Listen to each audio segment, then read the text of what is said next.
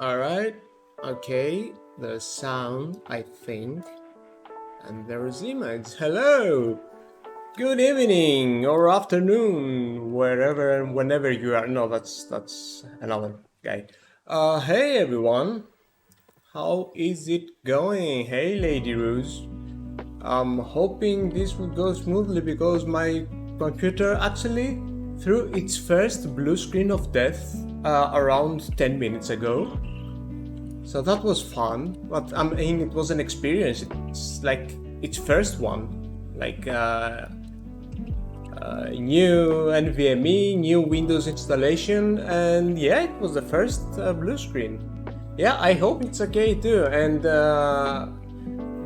it must have been something to do with the GPU because when I restarted the the feed from my camera was super messed up, and I'm saying that it might be an issue with the GPU because I'm using the NVIDIA broadcast thingy that uses the RTX capabilities of my GPU. So there's a high chance that it had to do something with that. Okay.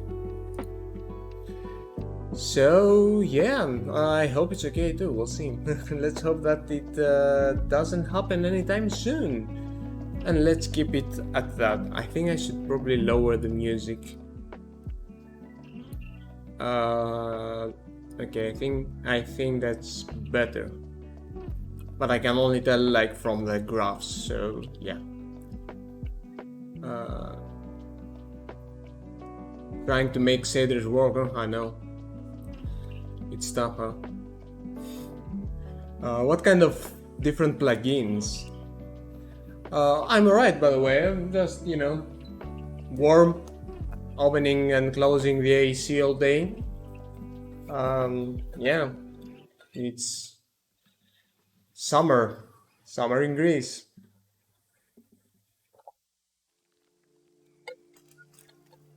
Not great. I'd say it's overrated.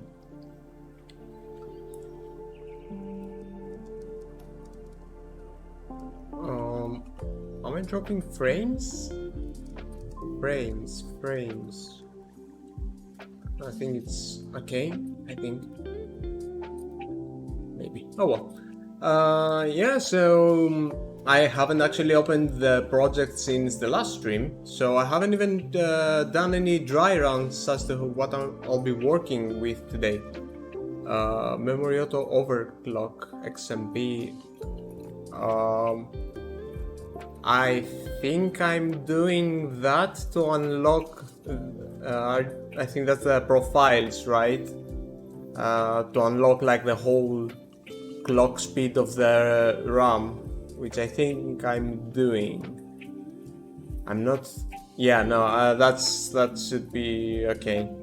I can't remember what the error code was either, so yeah. Oh, GPU instancer. Oh, that's cool. Vegetation Studio. I was actually just recently like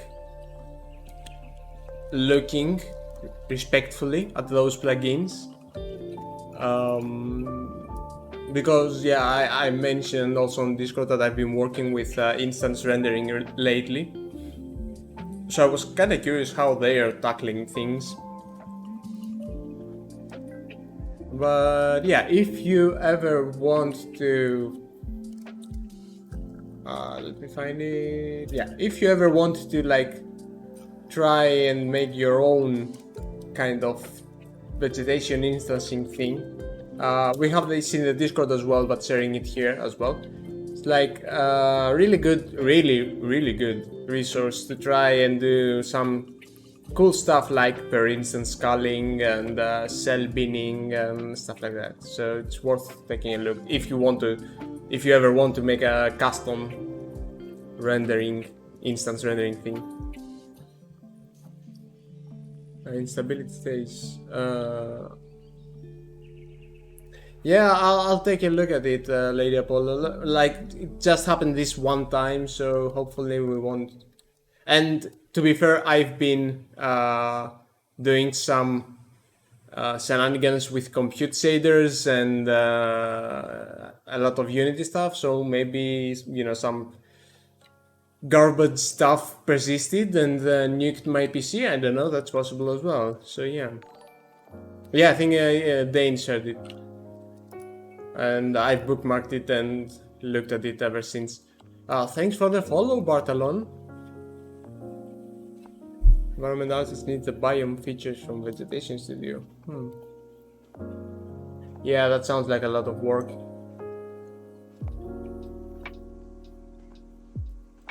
And yeah, Late Apollo, hoping it was just the one time. We'll see. So this is the state we left this in. Actually, let me. This is not very convenient. Let me squeeze some stuff here.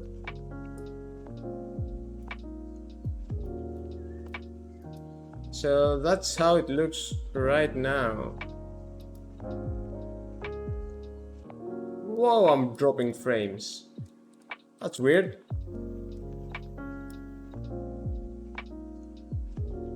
Okay, I'm closing the stream playback. Maybe that will help. It's weird though. Like, it's not that complicated an effect. But I'm dropping frames, I guess. Well, I'm dropping frames on the stream. So... okay, let me see if I can relieve some work from the GPU.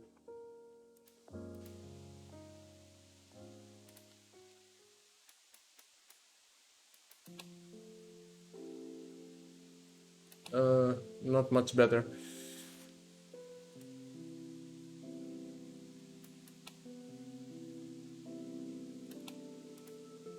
Why is that?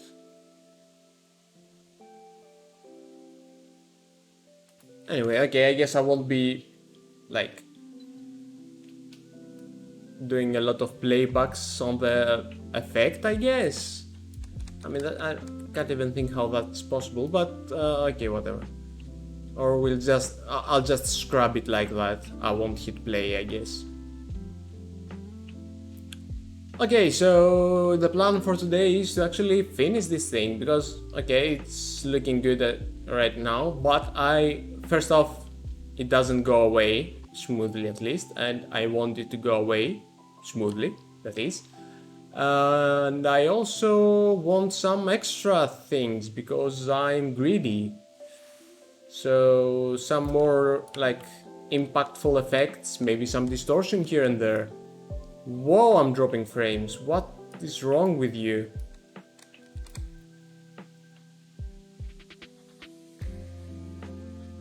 What? Okay, I'll just work with the scene view. That's a tiny bit better, I think.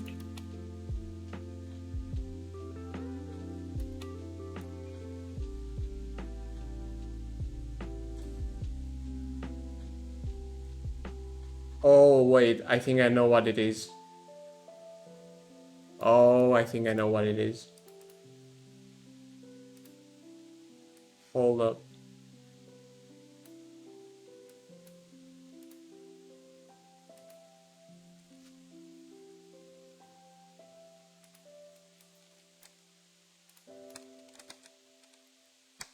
No, I don't know what it is.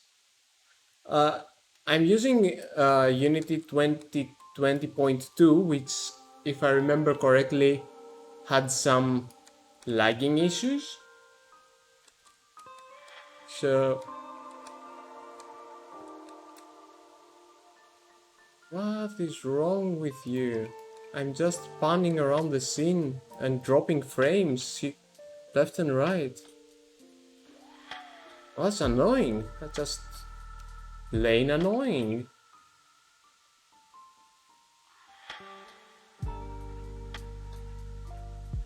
Not sure if there's any settings I can change, but okay.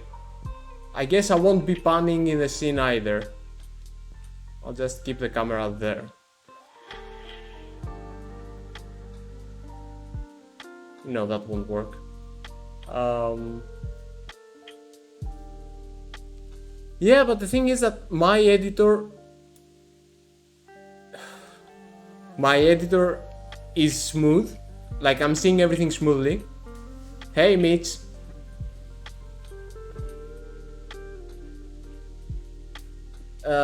But like, it's dropping frames on the stream for some reason, and I mean, I don't think my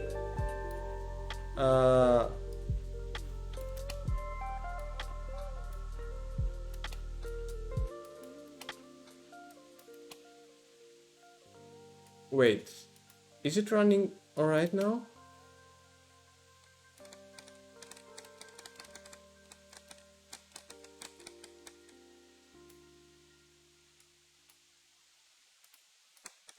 I am seriously confused. Anyway, auxiliary texture with a gradient to produce a time-based moving glowing sections. Actually, no. So,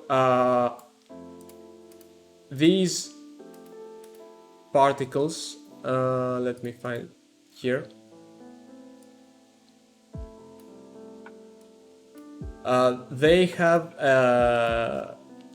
They have an emission here, like a glow emission thing, and I'm actually setting that value based on some custom data that are passed from the particle system over to the shader.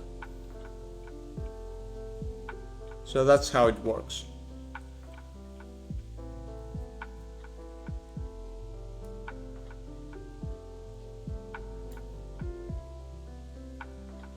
So yeah, the task manager doesn't show any slowdown, and I think that when the window was not in focus, I wasn't dropping any frames. Oh, this is annoying. Whatever. Okay, you know what? I'll be lagging, and I guess you'll have to deal with it. I don't know what to do about that.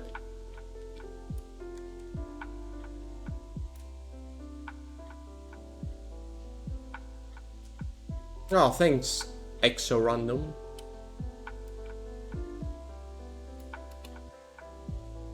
If only I could find why it's destroying the stream quality though.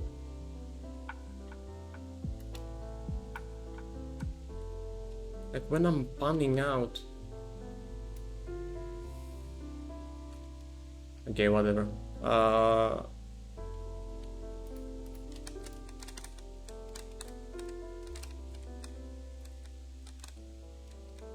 It's not even that intensive. I mean, there's a lot of elements, but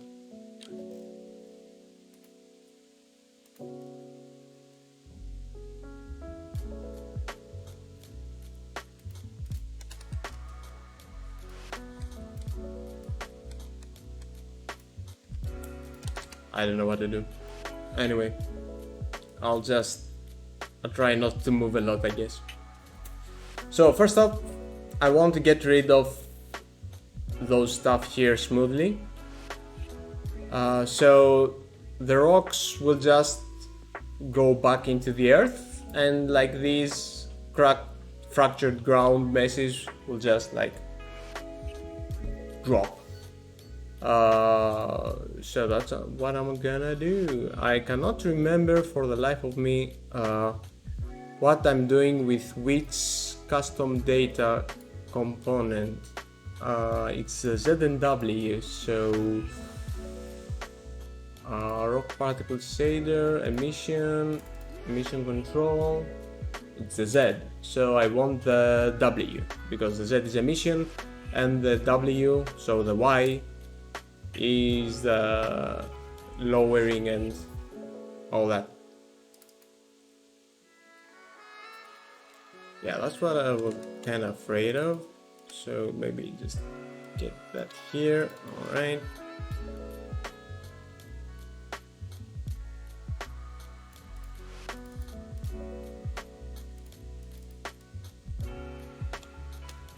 And setting this, I'm hiding the curve with my face, I'm sorry.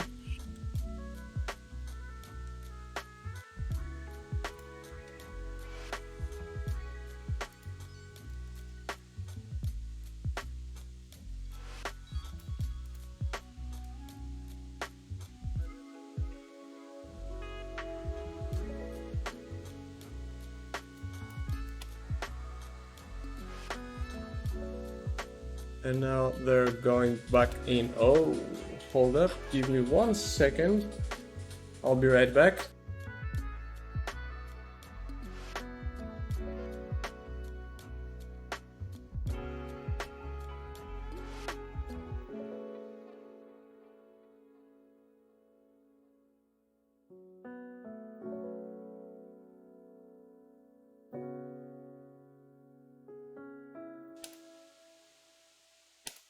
Sorry about that. So yeah, I was saying that now these go back down.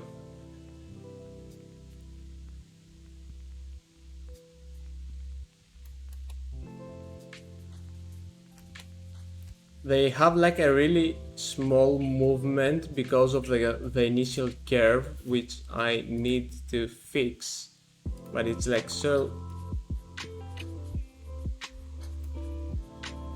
No, I think that will take care of that. Yeah.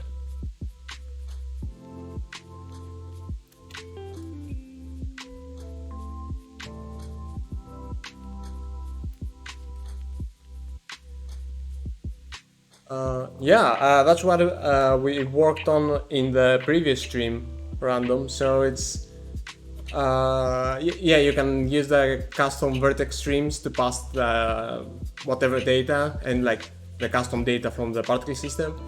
And I'm actually using those to move the rocks instead of actually moving them from the particle system, because in the particle system you can't really say that, okay, I want this particle to move there. You can only set its speed, right? You cannot set like it's the distance it's traveling. So instead I added the height offset like manually, and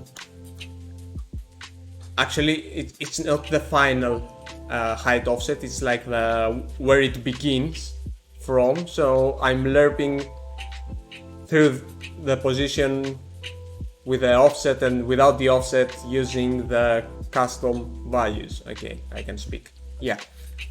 And that's what's happening here.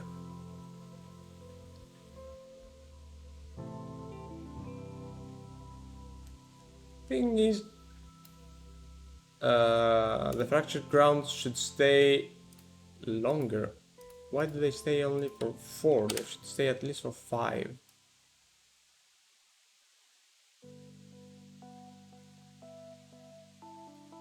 And I'm also doing the same here with these. These are meshes that have their pivots baked. It's fractured, and each fracture has its pivot baked onto the UVs of the mesh. So I can do like some crazy stuff which aren't really visible here.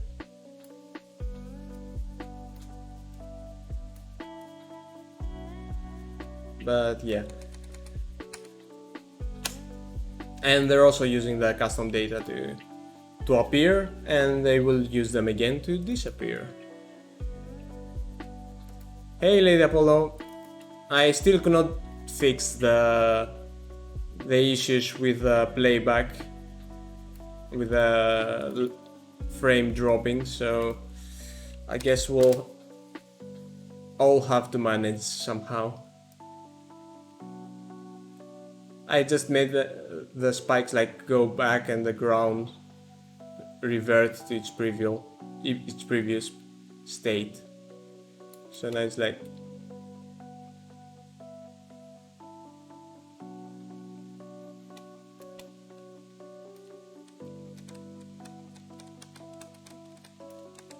yeah, I mean, as long as I'm not moving. Oh, thanks random, but I don't think it's like AAA.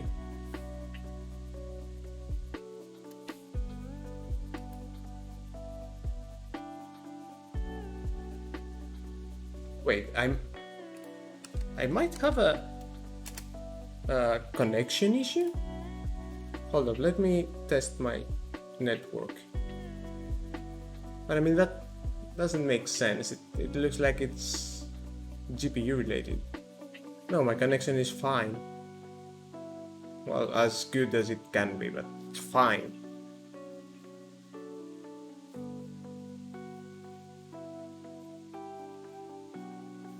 Well, thanks, Lady Apollo.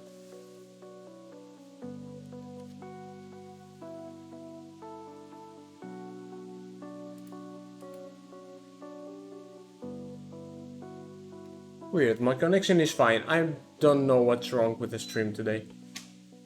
Or maybe with Unity, I don't know.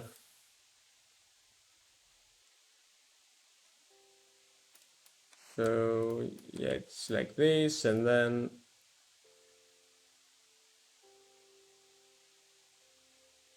Oh, it's... sub-emitters being annoying. Why are you annoying, sub-emitters? Wait, no, sub-emitters are not being annoying. Okay, I'll just increase the duration of the thing. Just make it... yeah.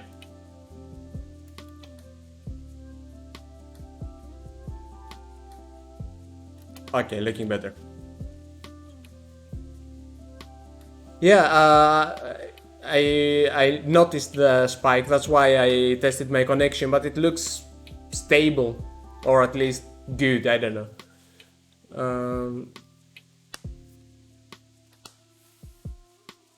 Oh, thanks, random. Sure, I mean, I don't think it's anything new, but it's something I like doing with more complex VFX.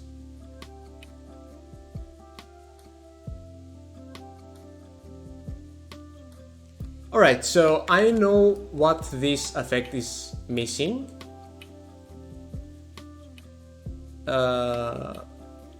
And that's some distortion to make it even more, you know, punchy. And that's what we're going to do. So I'm planning on adding... okay, I will not speak when I'm panning the scene view so that at least my voice doesn't lag.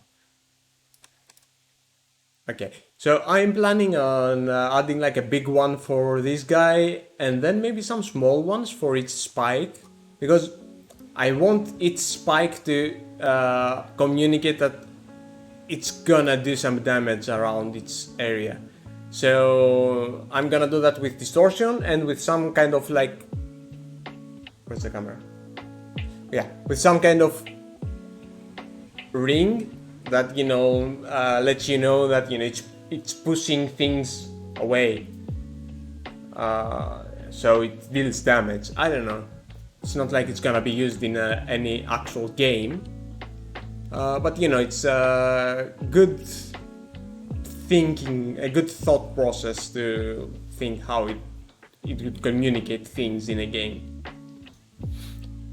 So, distortion.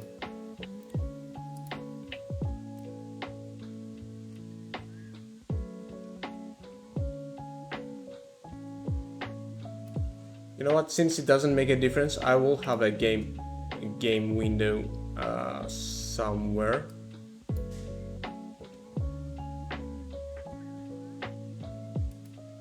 I hear weird noises. Anyway.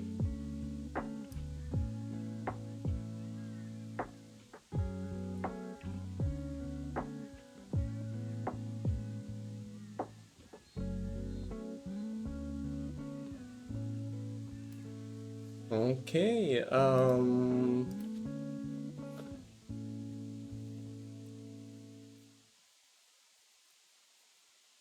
you know what? I'll add it as a separate particle system because it will probably include other impact effects for the guy. Actually, there is some screen shake. It just doesn't get shown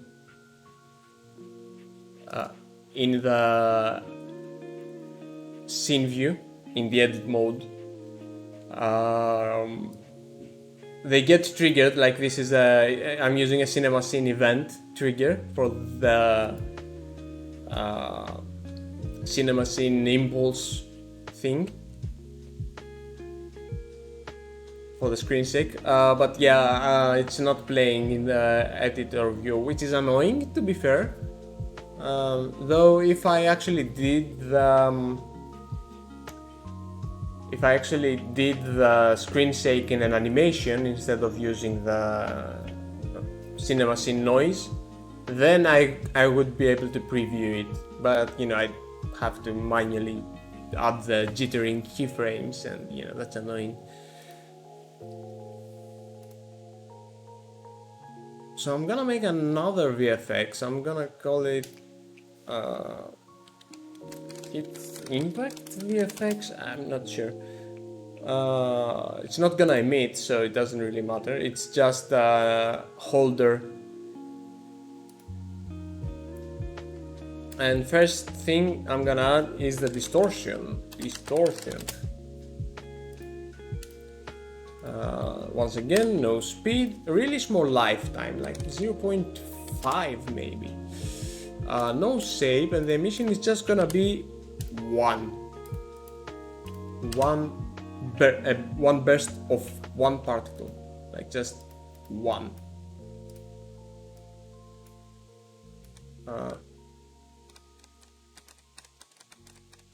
Okay, now the stream is not lagging when I'm moving around. Is it because... Okay.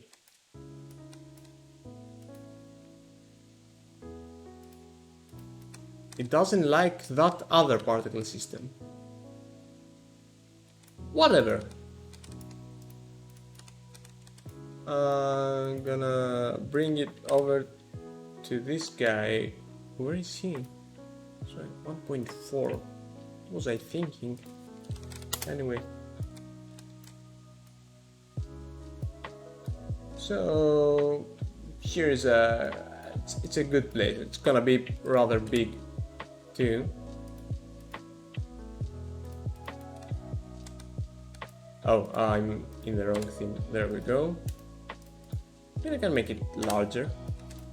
Something to keep in mind that you might not notice if you don't know about it is that, you know, you might be working on a particle system and you might change the size and be like set it to 5, and you see it growing here but not here, and you're like, why? And if you want to make it also change in the view, the scene editor, because you see that it's shrinking, basically it maintains a constant screen size when you get closer up to a threshold. So if you want to change that, you can go over to renderer, and if you see here on max particle size, you can just go like 2. So now it can cover like up to twice the viewport. So that's a neat thing to keep in mind. Okay, I already have a distortion shader here, and guess what? It also has chromatic aberration in it, and I am going to use it. That's not the thing I wanted to make. Create material. Distortion 1. I think I'm gonna have more distortions. Grab past distortion. There we go.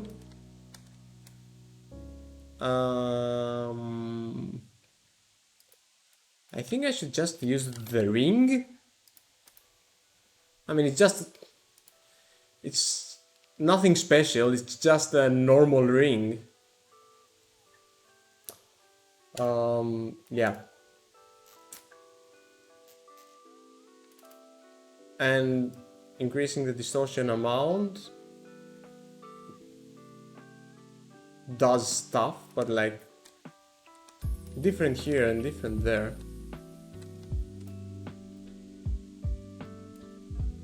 Yeah, it's just a normal ring.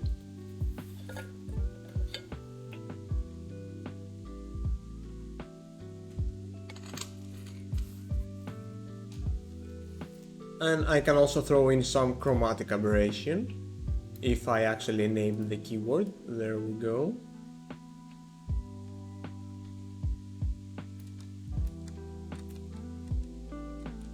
What kind of stupid thing have I done that makes it so different? Like, is it a resolution thing? It's not a resolution thing. No. It's a field of view thing? I think it might be a field of view thing. Because that's... no, it's not a field of view thing. I sincerely have no idea why it's looking like this here and like this there. Can't say I care a lot, to be fair. Setting the order in layer up to 20 because I want it to be like in front of everything. But if I see that it's causing issues, I will mitigate that. Alright, and yeah, just gonna scale up much faster. And maybe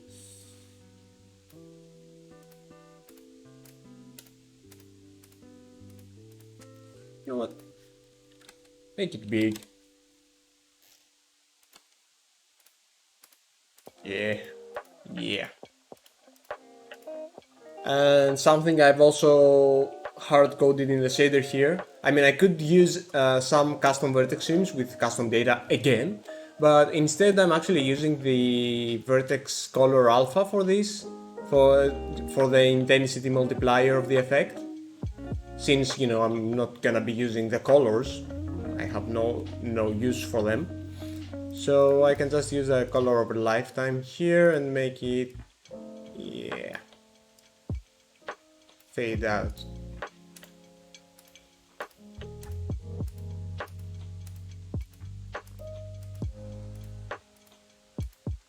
I think it can live.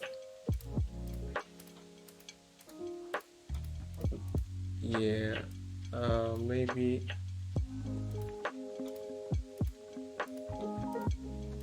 Yeah, distortion is using a grab pass. It's a fairly simple shader too. Like, okay, it has a displacement guide, which is basically a normal texture or any normal-like texture, you know. Displacement amount and all that. Getting grab pass. Here it is. And yeah, sampling it with well, with a distortion. I mean, it's pretty standard stuff. And if I have chromatic aberration, I have to do it thrice for the different channels. And there's also a mask. That's in case I want to do something like if I don't use this normal and I use another normal instead. So do I have any other normals? I mean, I could use like the normals for the rocks, and I can add a mask, like a circular texture like this. It doesn't make sense here, but it's a cool effect for something else, I guess. And I also have the ability to add to sample the normals in polar coordinates. So it looks like this. Yeah, it doesn't make a lot of sense for this effect, but you know, it's just some stuff you can do.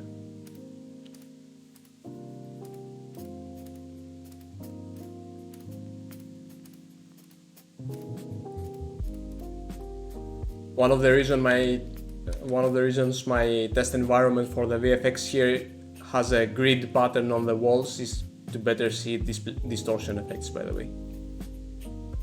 Because if it was like solid color, you wouldn't be able to see the distortion so easily. And I can throw that onto the timeline as well. It's gonna be called impact.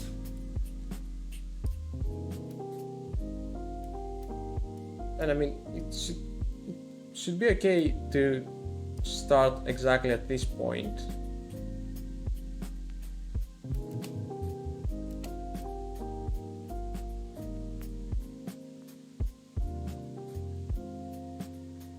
Yeah.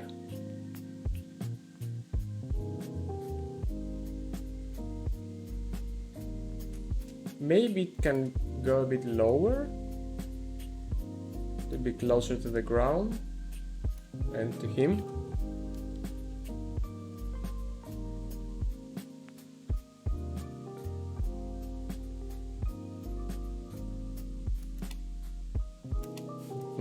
Yeah.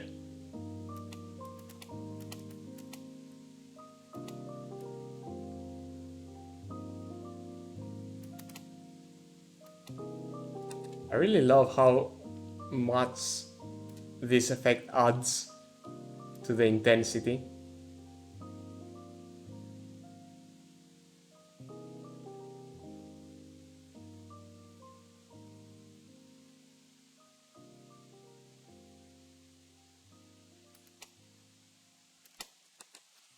And you know what? I am going to try and throw that on the rocks too. We'll see how it looks. I'm not super confident about it, I'm not gonna lie. But I think it could look, you know...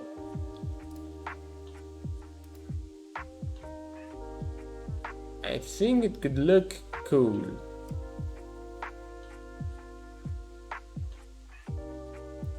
So when I'm scrubbing the particle system here and there, stream is pitching, doesn't care. But if I have the audacity to actually press like play on the particle system,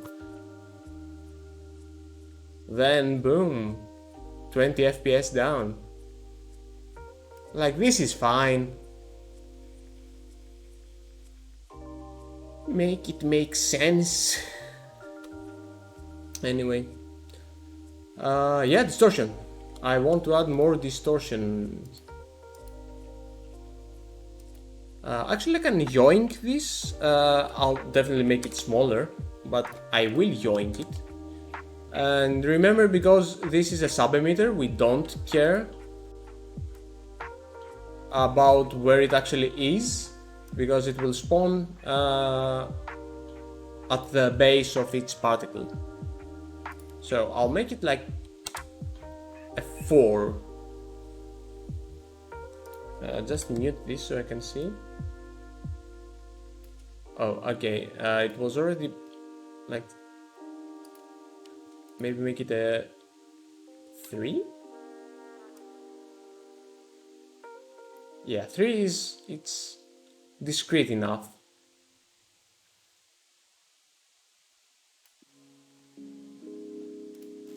Where is the smoke in order? Fire is 10? Yeah. Distortion is 20. Yeah, we'll see how that goes. Let's add one more sub-emitter. I mean, we already have so many. What's one more?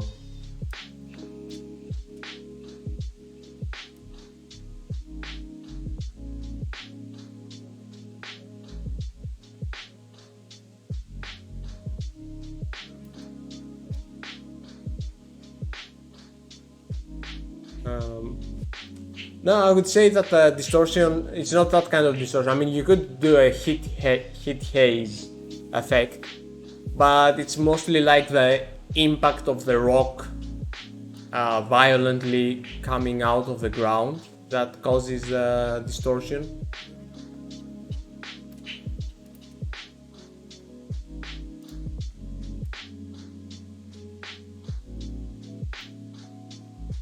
Alright, so short mode, oldest in front, no, youngest in front, yeah, no.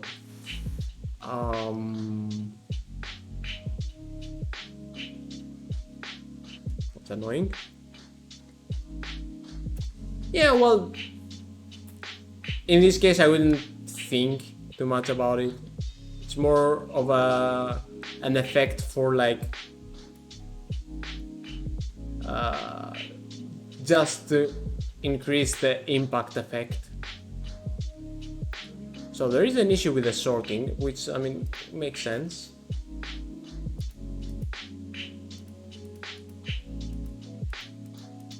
Should I? Didn't.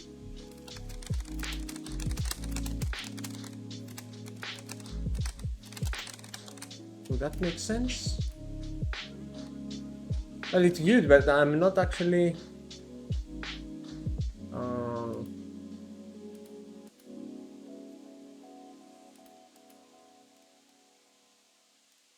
Okay, what if I use the mask and I actually set the mask as the alpha?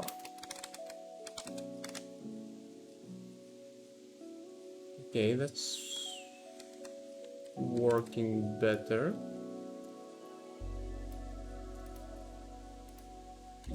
It doesn't have the annoying cut with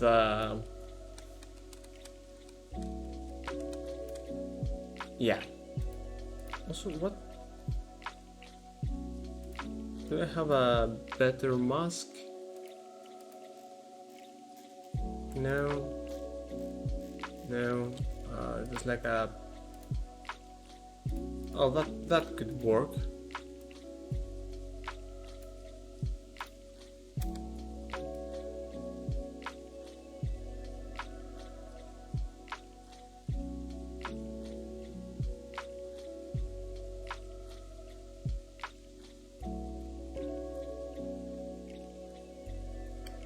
Yeah, I thought that it wouldn't make a lot of sense here. I mean, you can see that the distortion spawns, but it spawns like here and like that, and it doesn't make a lot of sense. I mean, I can maybe increase their size.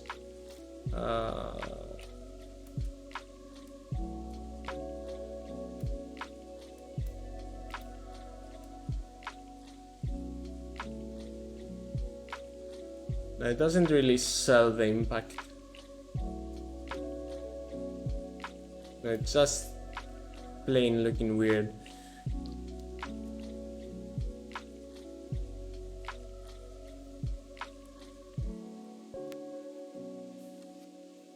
I'm not sure. I mean, it wouldn't really contribute to it.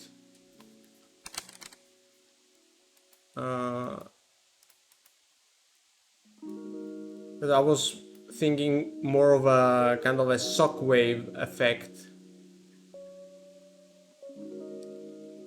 So no, it's okay. It's okay. It probably doesn't work here, and that's okay.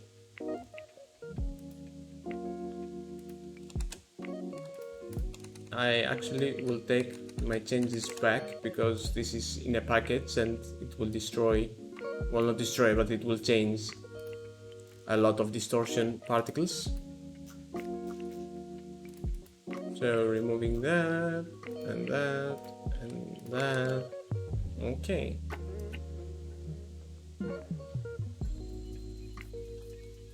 Okay, you know what? I'll hide this.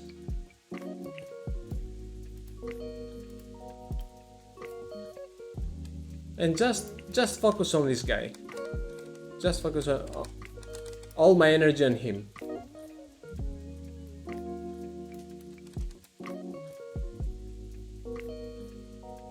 Because I mean, his impact is alright, but you know, there's not a lot going on around him. So let's change that. One thing I was thinking about adding was, well, some smoke. But like bursting outwards, so that could be fun. Basically, it's not smoke, it's dust. Even though I call the material smoke, like stylized smoke, it's not smoke, it's dust. That won't even change. Not worth it. It's gonna be a mesh. and I'm gonna use the this meta ball.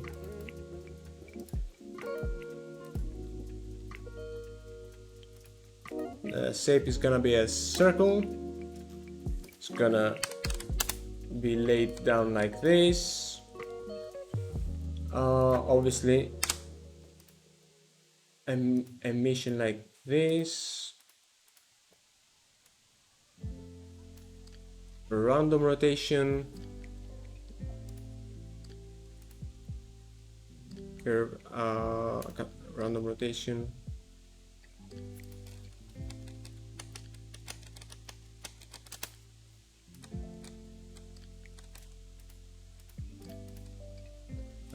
Random size, way smaller lifetime,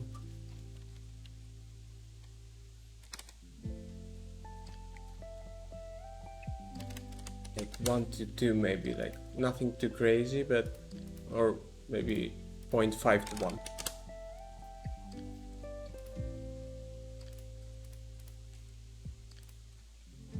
And it will start from the outer side of the circle, and they will move a lot faster, like 15 to 20, but they will have dampening.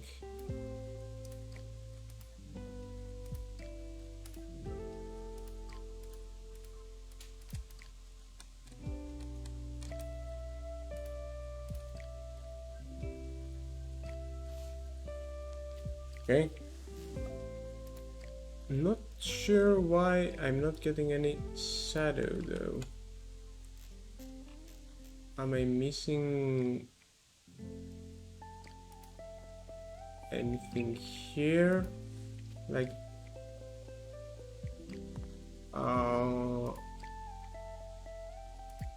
stop.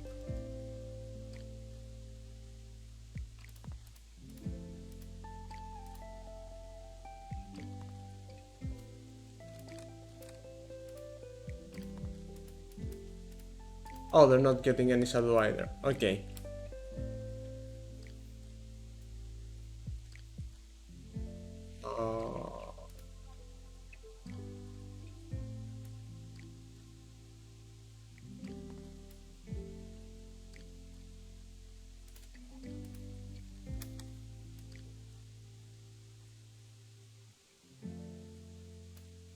Well, I mean, I think they deserve some shadow.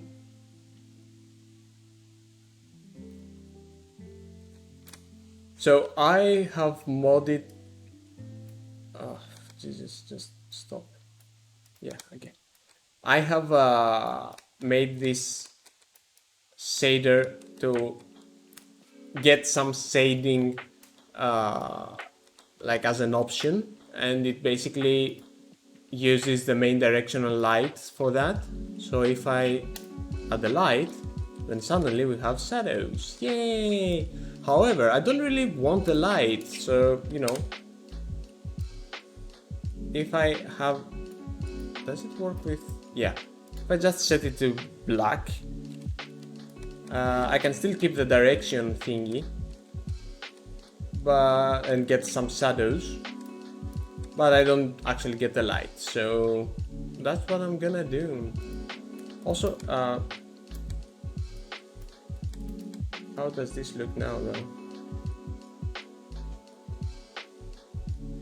I think it looks good. The shadows add a bit of definition, I guess.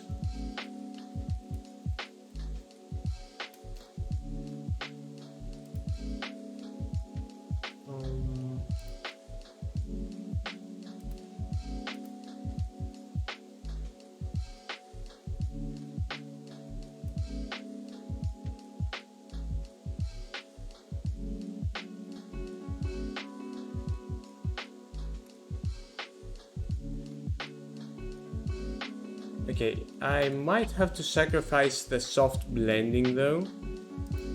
So going back to 1.0.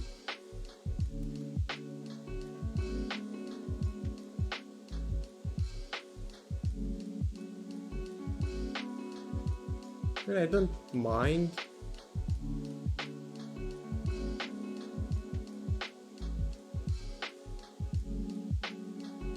Yeah, no, it's good. I might prefer it that way. Okay, going back to this one here, now we can have a better look of how the smoke can look. So that's a cool thing with this, because you know it's unlit, but like with just one kind of shade of cell shading, they can blend together and give you some nice smoke shapes that look natural, well, naturally stylized, but natural nonetheless.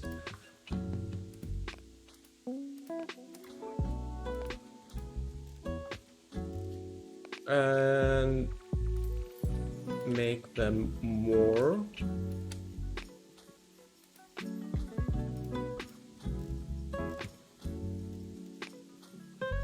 And maybe dampen more.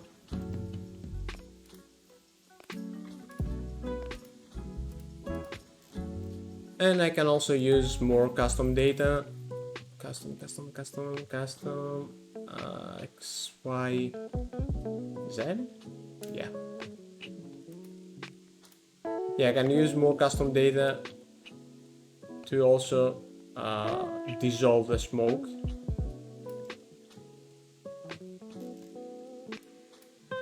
Maybe like even less.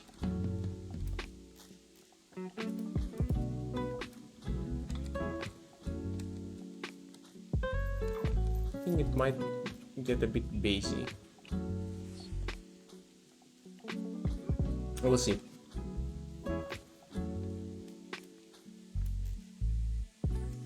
So custom data, vector, and X, and just give this a little nudgy here.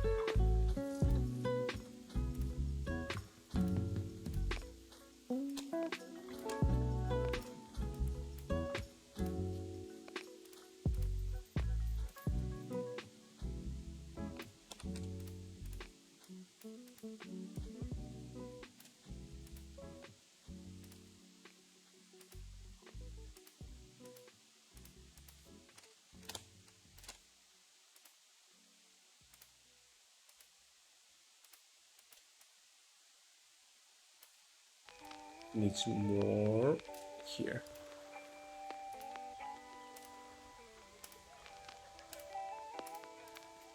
And it can sound actually lower and maybe go up. Lost over lifetime here. Make it world, make it up like randomly.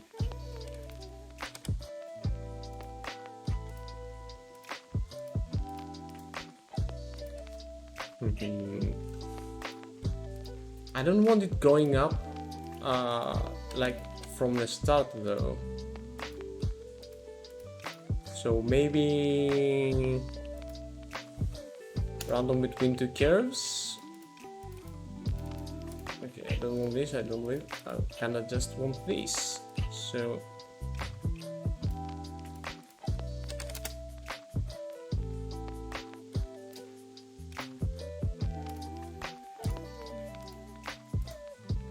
that's a bit intense, but I think you get what I'm getting at.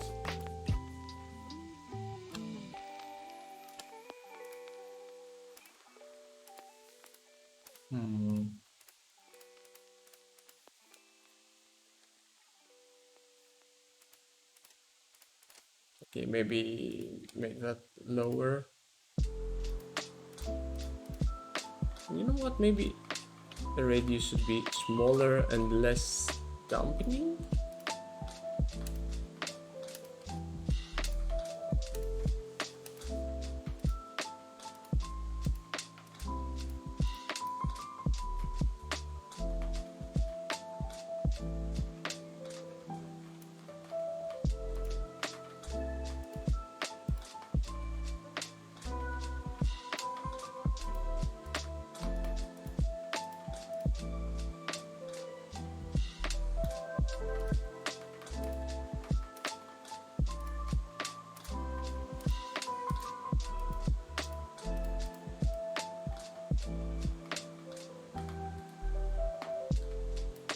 How does that feel?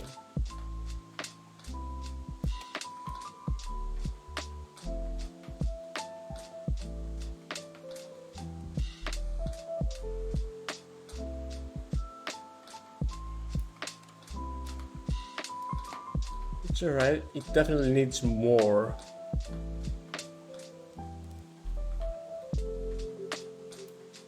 How is it looking all together though?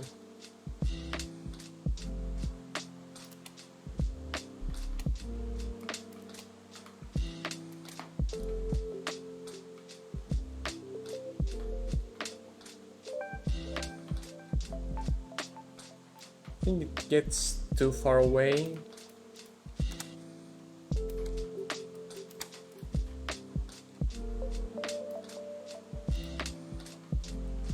Maybe less speed.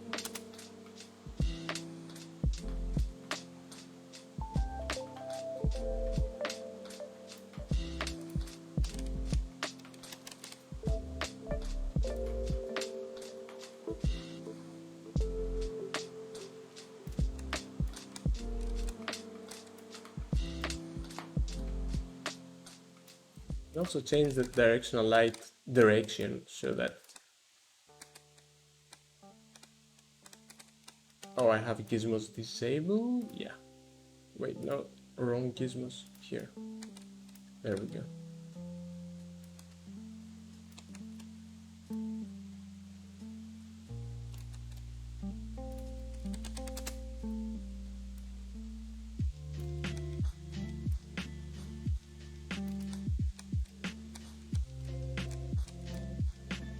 Oh, also this should not follow the camera, so there's that.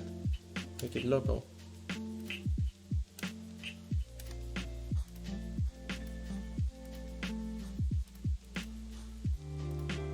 Okay.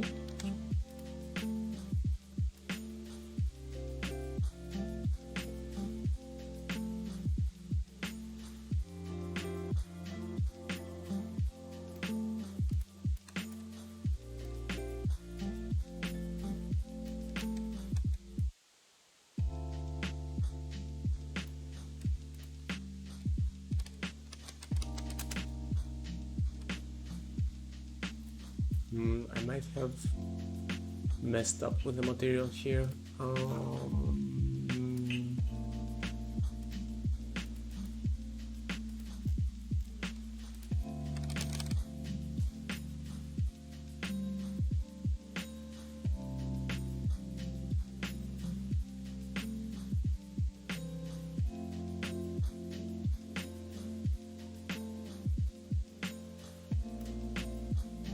I think I should probably make this smoke disappear faster, because it kind of hides the effect. So I don't know, 0.2 to 0.4.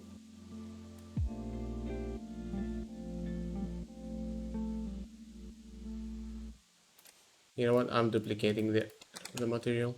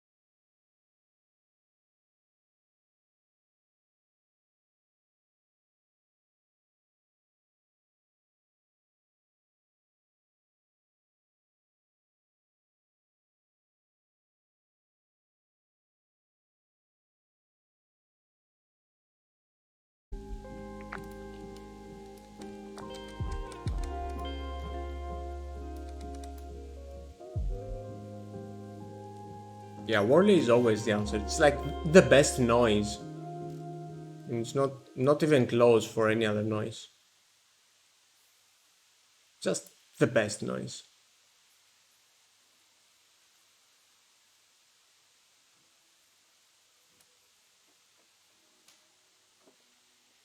Can make it like this and maybe bandit.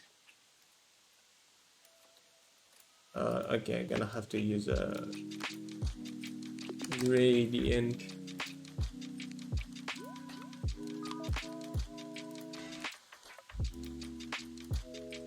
Yeah, sure. And maybe I can offset it. Now, how many bands do I need? Maybe 5.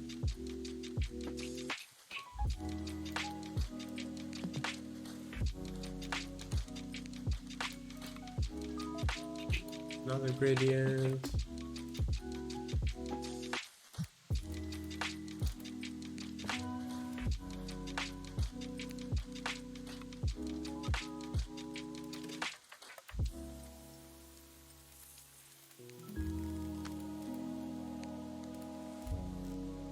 Okay.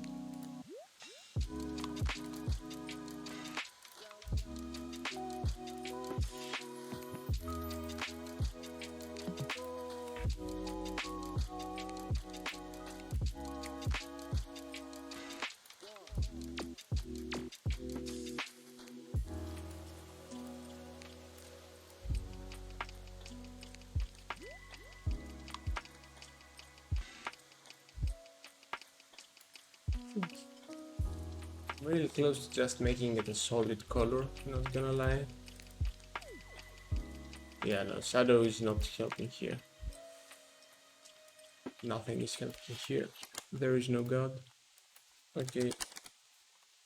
More noise.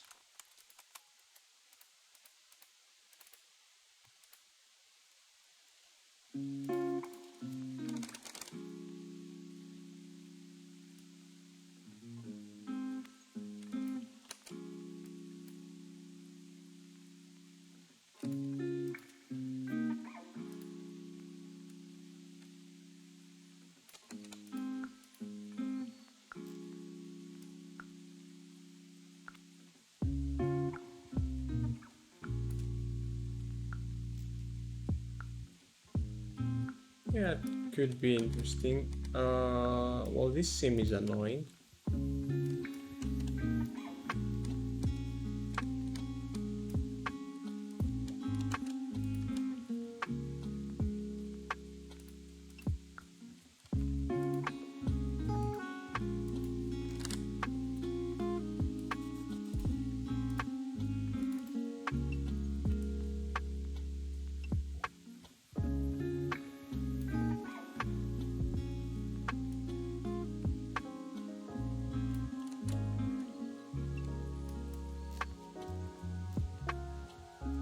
I can also make it cut the noise at the edges so that it hides its shape.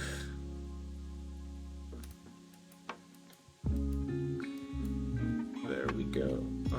Is it hide? Yeah.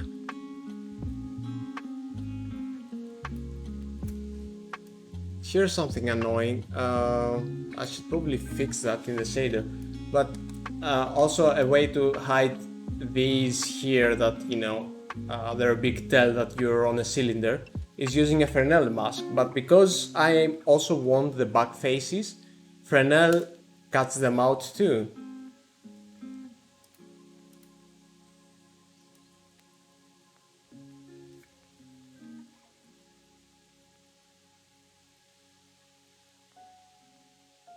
Well, those are some weird effects you can get there. Funky. Oh wait, I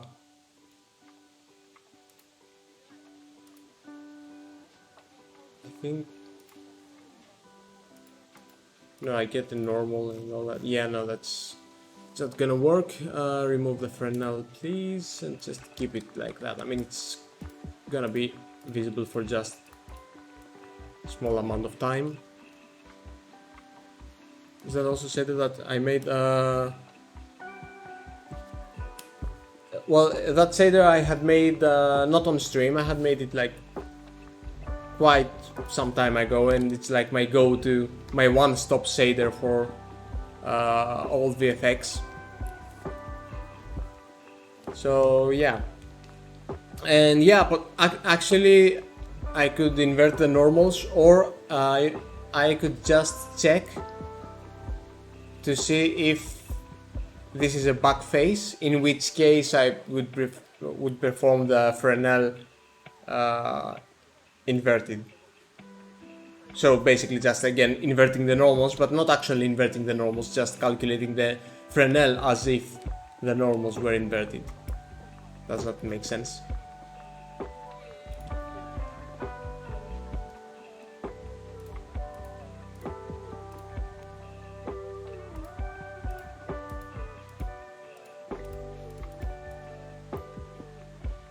For more variety, I can make this have another starting rotation.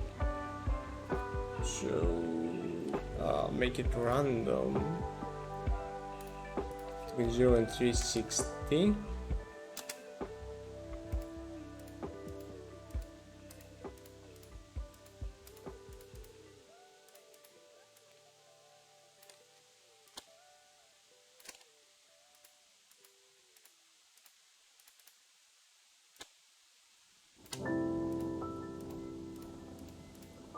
Okay, and dissolving time.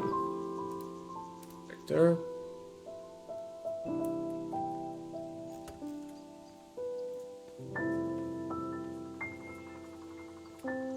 Yeah, I could do it. I mean, and I didn't know that before actually. Like, you could before, when I wanted to do like different effects on the front and back sides, I just added I added one more pass to the shader, which is not great. Which is not great. But you can actually just check in shader if your face is facing the right way, basically, to not be called, if it's front facing, basically. You can check that in the shader and not need another pass for that.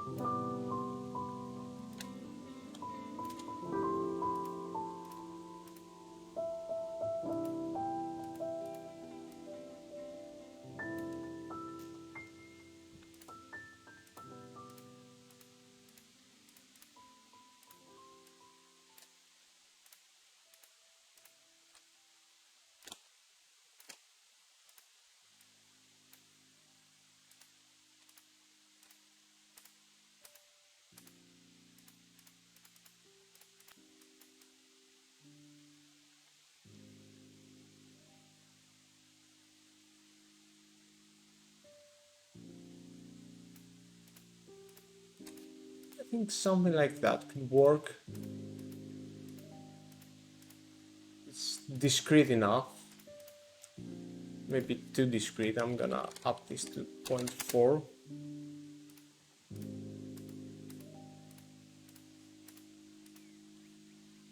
Nah, it should be fast. Nah, it should be slow.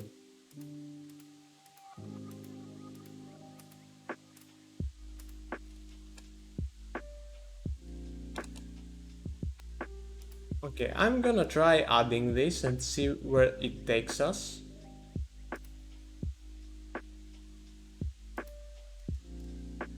So, another sub-emitter and another one. So let's see it here.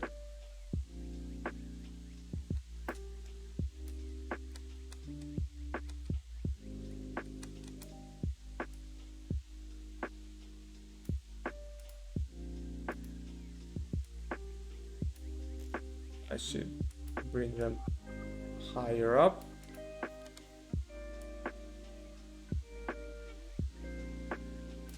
Go, and maybe larger.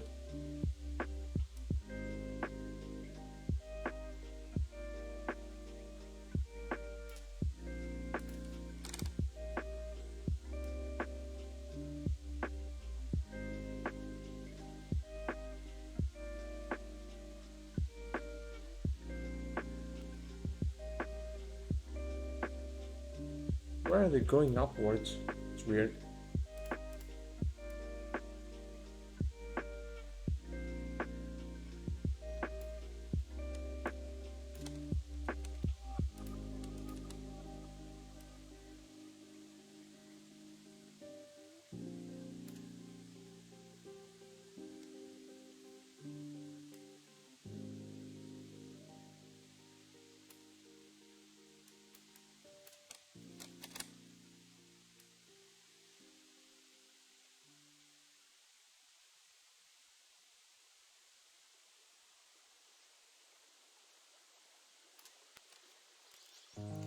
That's an interesting effect. Wondering if it should be like fire colored so it kind of matches. So let's give it a little bloomaroo here to see.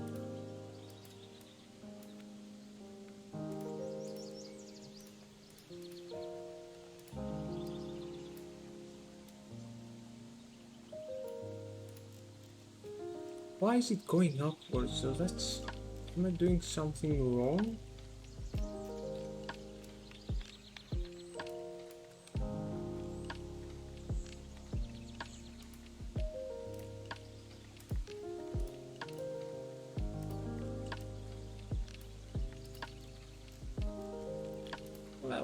One more. Yeah.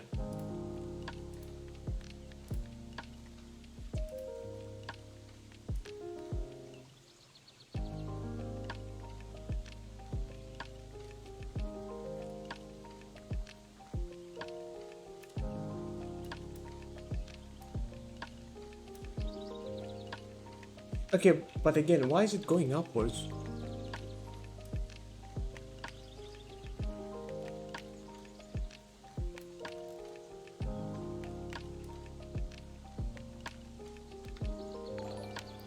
Obviously it has to do something with the pivot. Thanks for the follows and 12.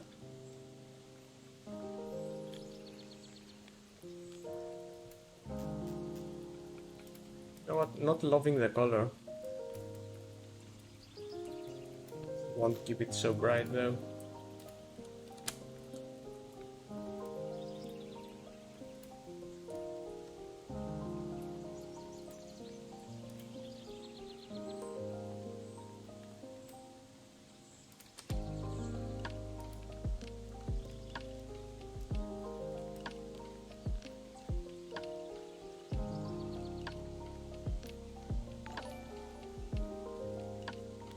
Well, thanks for the follow, Kamenduru.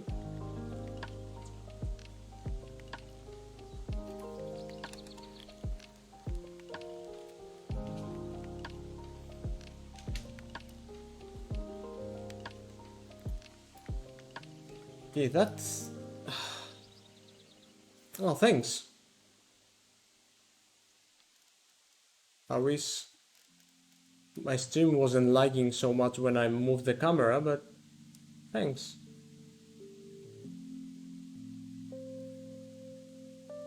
Oh, it actually makes sense because the pivot gets higher up.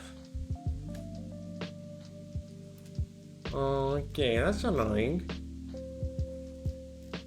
That's kinda annoying though.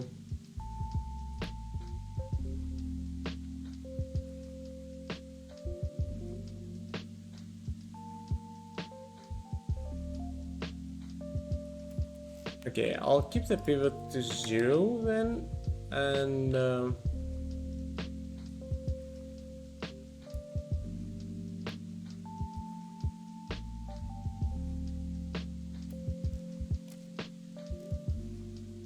And what?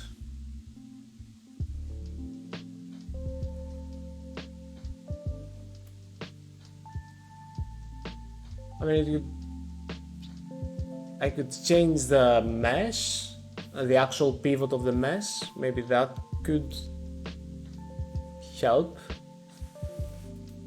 Maybe.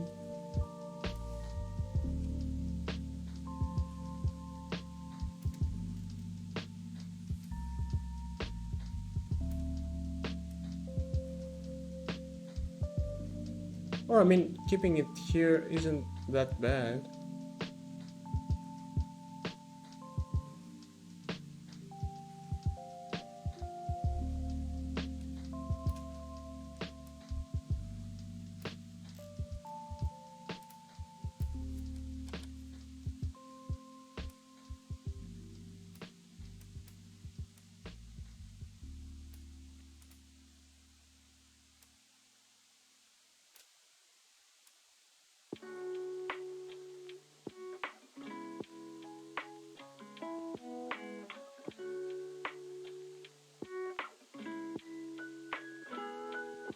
And back there.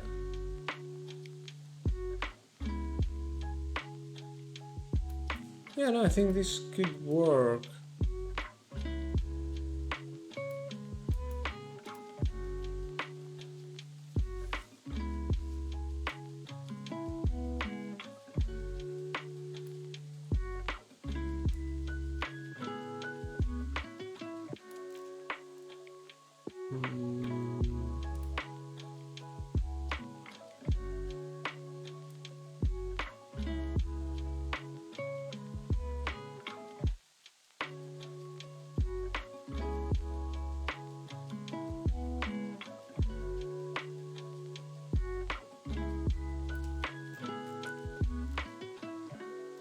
I can also make them go up a bit.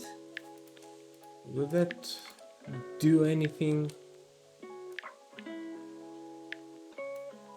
Like with the dampening?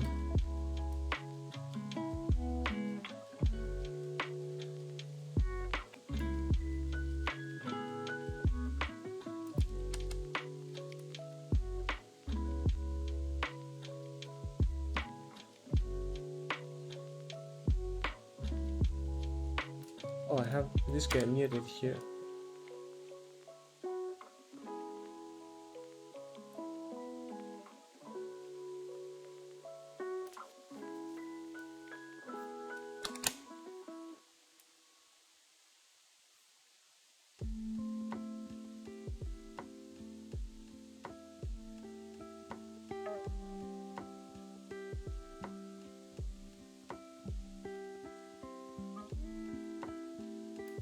Yeah, let's see it in play.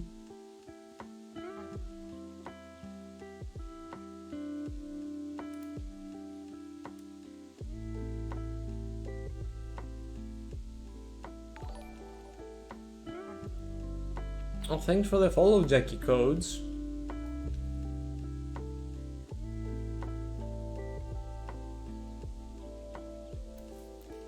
Okay, should this live longer? I'm curious.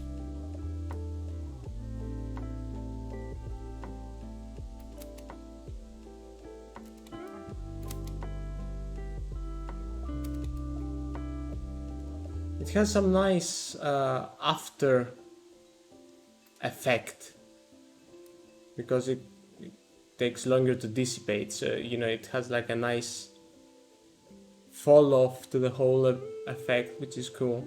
I think I will reduce the radius though.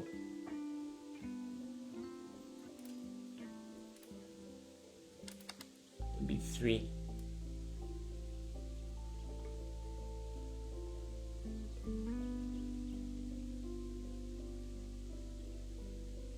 I don't want it to be like super obvious as an effect too. I just want, you know, to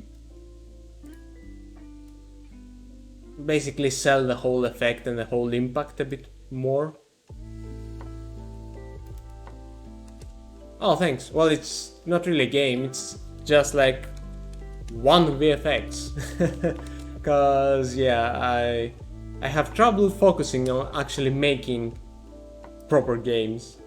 So I'm just making all the stuff that can be added into a game individually, but not actually making a game with those. If that makes any sense.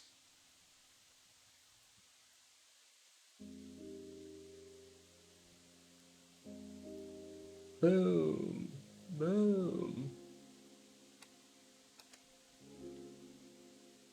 You know what? I can see it. I can see it in his eyes, in this guy's eyes, that he's jealous. He also wants like an impact ring like that. But you can see he has turned green with jealousy. So I'll just add one for him as well.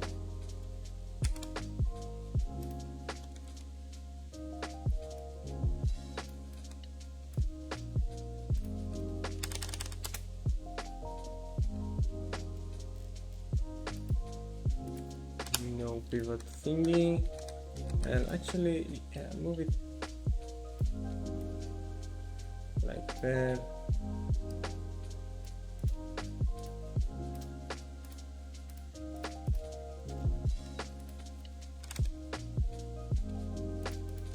This can be wider because it's like more impactful, I guess.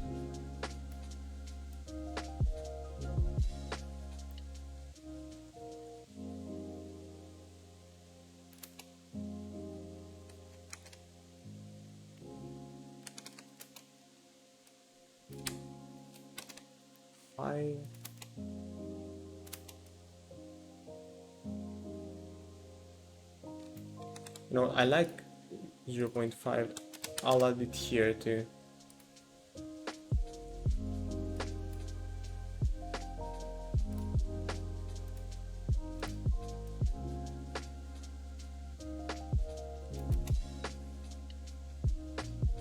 It's also the reason I'm also adding this ring is because it's also kind of an homage to the original effect. So in case you don't you haven't seen it, let me play it again. This actually no, this version. Wait, no, not this version. I have 4 versions. Jesus. Okay, this version. Yeah, so this one was the original effect that I did, and to my surprise, people liked it. And I did that 2 years ago. And I was scrolling through my Instagram because I have an Instagram, and this effect, like this effect, has the most views out of anything I have made on Instagram, which I don't really care because Instagram is like, it's a trash platform, to be honest. It's like so random, but whatever.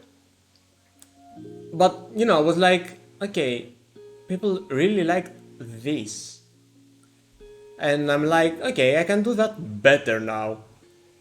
So that's why I wanted to recreate the concept of an earth attack thing, and that's why I started making the newer one. But you can also see that I have these rings here as well.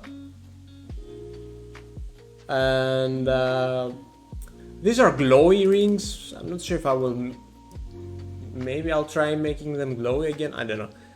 But also, this guy has this as well. Does it cast shadow? What was I thinking? It's a nice color shading thing going on there, though. Oh, I think it's just like a, yeah, just a gradient map, whatever. But yeah, so these rings are also kind of a small homage to it. The ring, no, it doesn't cast shadows. I mean, I could make it cast shadows.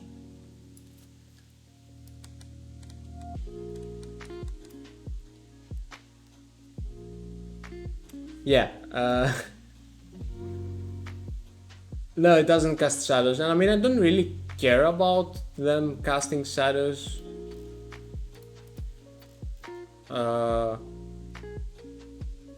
But either way, they cannot cast shadows with this shader because I haven't named anything like that. And I don't think actually that casted shadows either, now that I think about it. It's probably looking... it looks like it's a shadow. I'm not sure, I can't remember what I did for that shader, but if it's a vertex fragment shader, I probably didn't bother adding shadow casting support.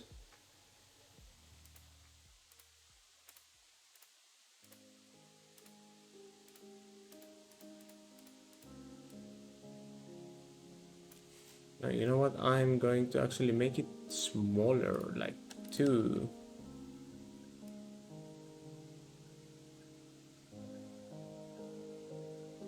.5.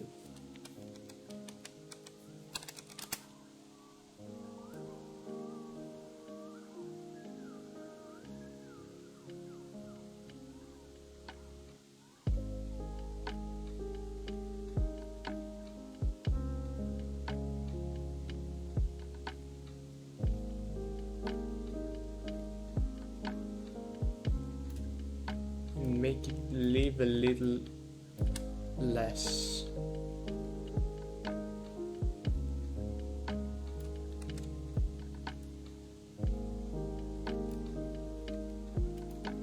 Okay, again, the whole thing.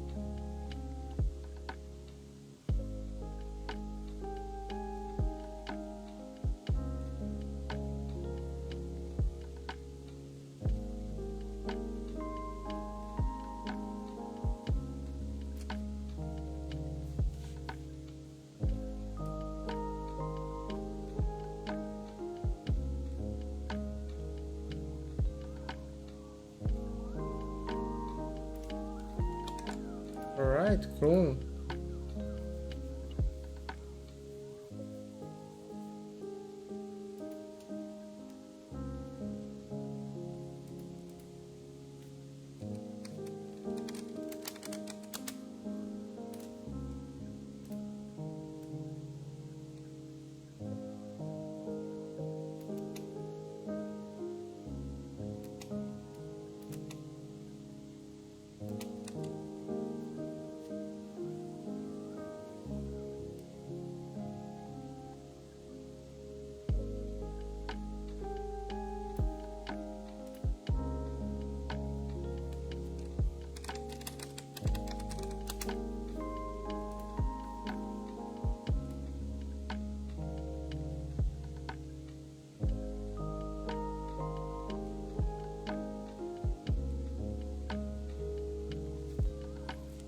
Yeah.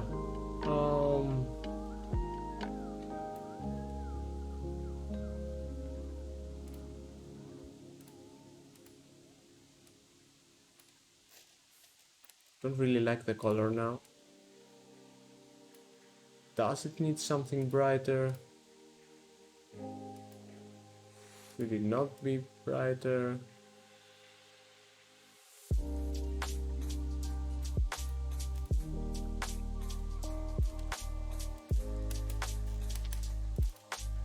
Solid color. What's going on? Do you see that?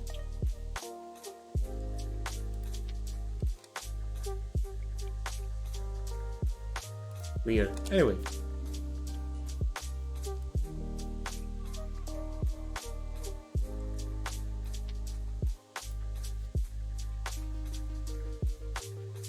But if it's so intense, it should probably leave less.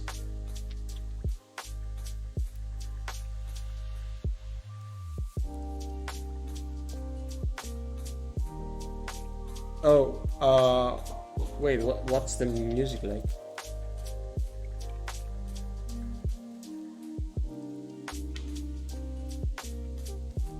How is that related to a clock? I cannot follow.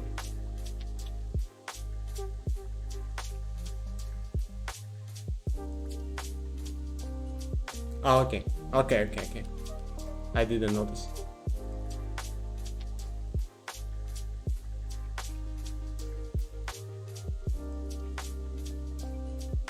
It should be grayer.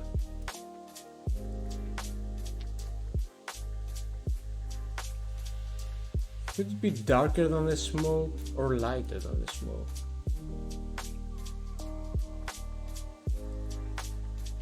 It should be lighter.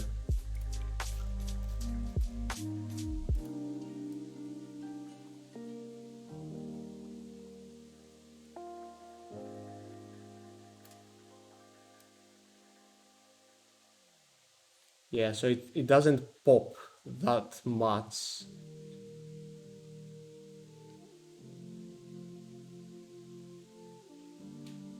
Yeah.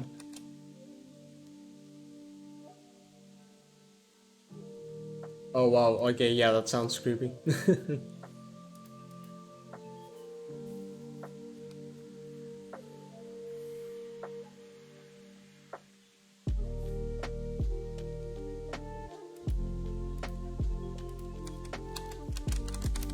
Oh, sorry, give me 1 second.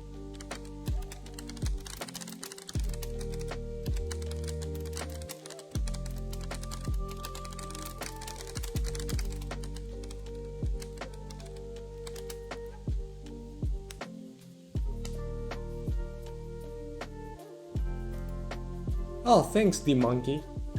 Yeah, I'm making it live on stream. Like, everything is made from... Well, not everything. I mean, I have my shaders and some stuff already...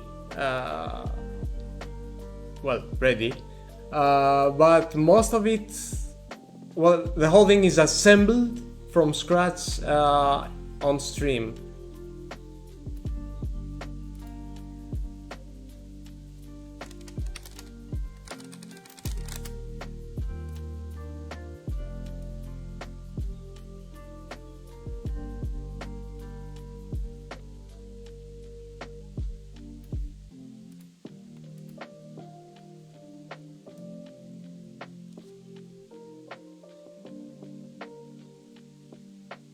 Okay, this impact range should be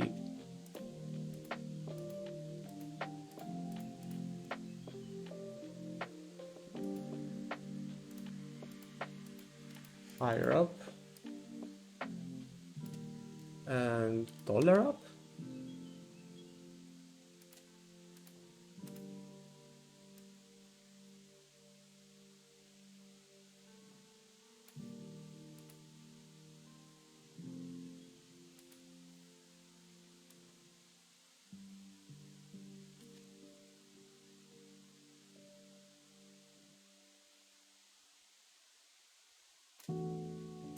Yeah, the dust should be lower.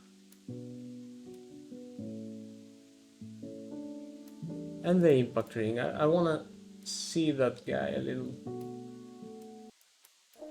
Whoa. Sorry, change the music again.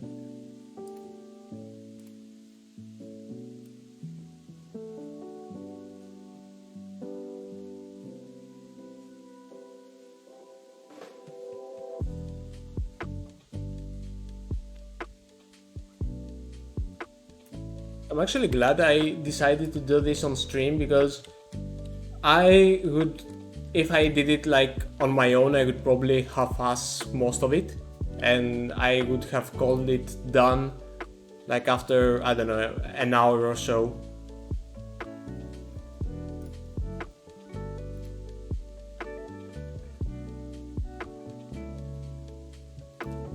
Okay, I need to make this a bit warmer. Still lighter, but warmer, but lighter, but warmer, but lighter, but darker. Here.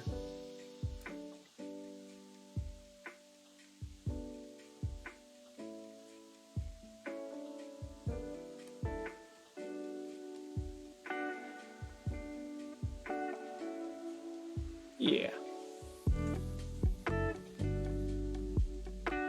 Oh yeah, absolutely. And I mean, either way, I wanted to show this process to people.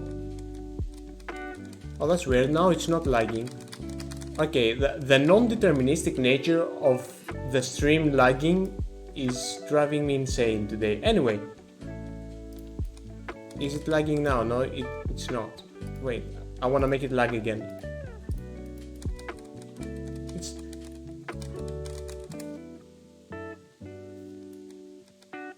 Why is it not lagging now? Drop frames. Like, as I mentioned in the previous stream, I prefer stuff to be consistent than just, you know, good sometimes.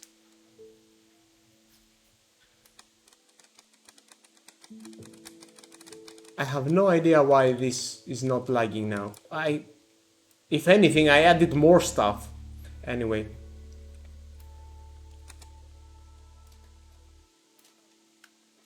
To be honest, Unity threw some assertion errors. Raster data vertex buffer equals null. Like 151 of them. Oh, those are probably those flickery things.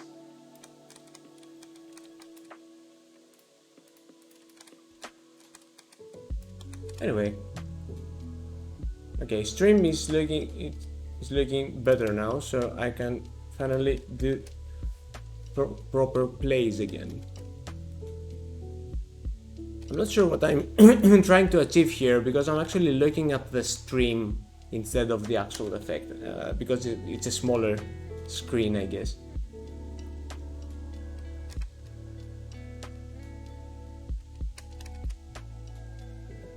Okay, I think I don't like the ring, the normal ring on the distortion.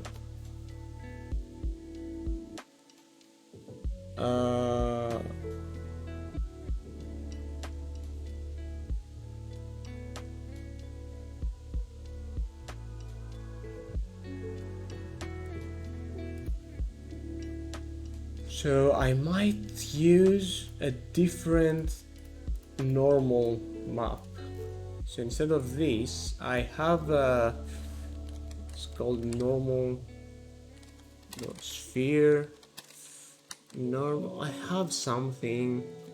I think I have something. Circle? No.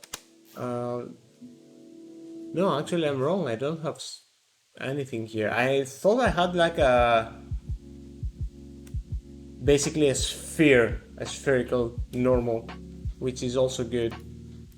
But apparently I was wrong, and you know what? It's okay.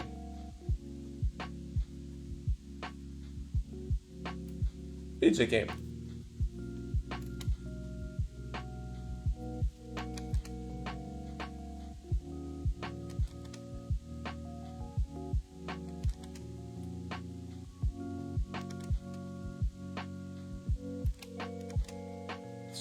There is something bothering me about the distortion, but I cannot put my finger on it. Is it... should it keep growing when it disappears? And then maybe make it grow larger?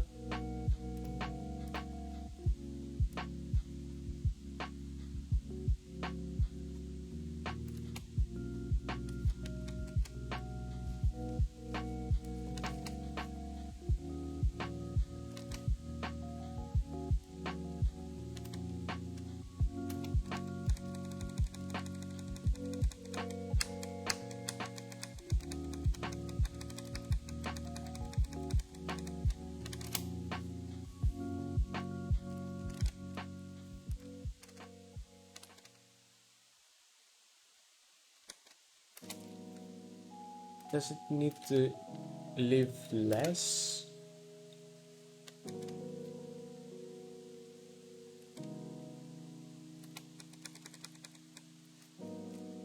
Or I think it actually needs to start a bit later.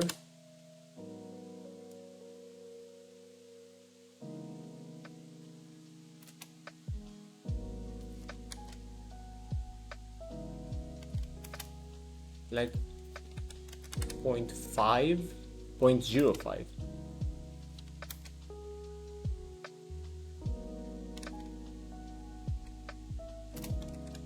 Okay, how does it look with a screen shake though?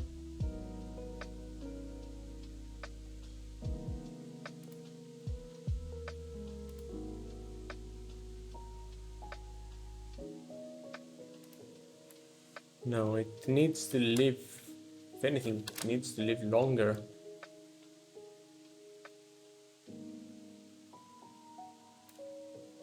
Maybe without a delay.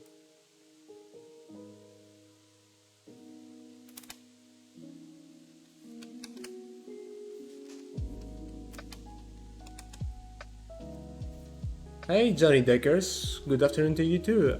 Joseph fears that actual geometry in the scene. No, it's well, first off, it's not a sphere, it's just a plane, billboard to be exact. What's okay? Yeah, it's a single big particle that's using a grab pass shader to distort, kind of like refraction, to distort the image behind it using this normal map. And I can also add chromatic aberration, which I put on everything because I like it.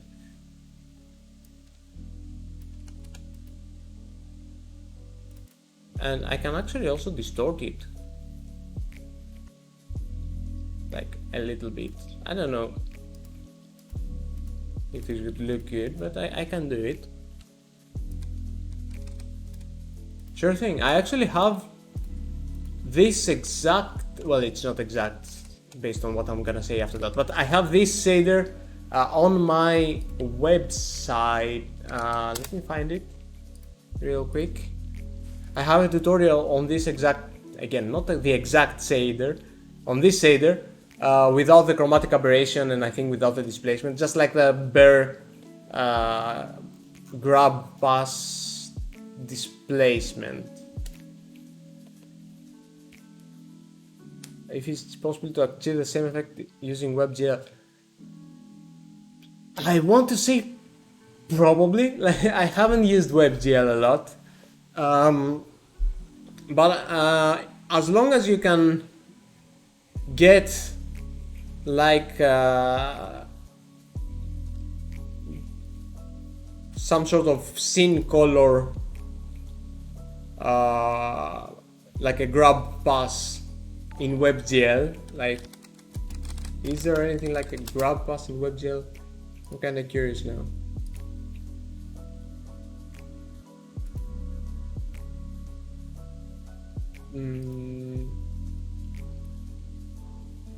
Yeah, yeah. If you can get like this, the information that's behind an object, like a plane or any other mesh, and you can display it on your shader, then you can distort it, and then you get this.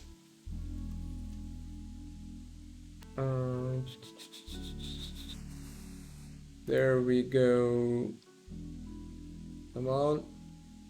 Load, damn it. Okay. Here's the tutorial on the shader, by the way. Yeah, it doesn't have the chromatic aberration, but yeah. Oh, and thanks for the follow, Slapstick667.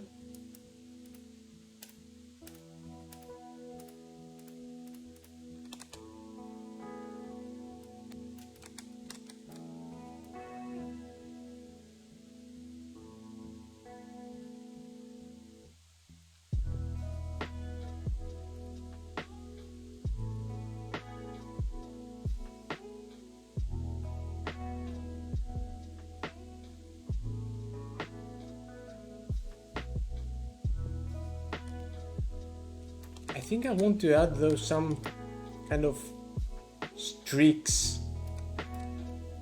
when he's going like that. I'm not sure how I would go about those.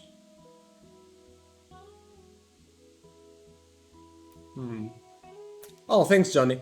Well, it's not really a project, it's just like one VFX sequence.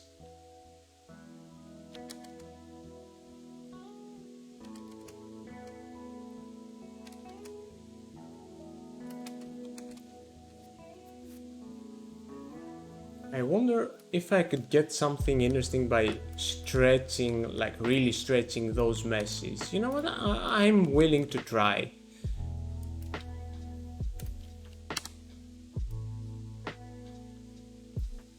So, you know what? Just gonna duplicate those, and I'm going to name this aptly pointy dust.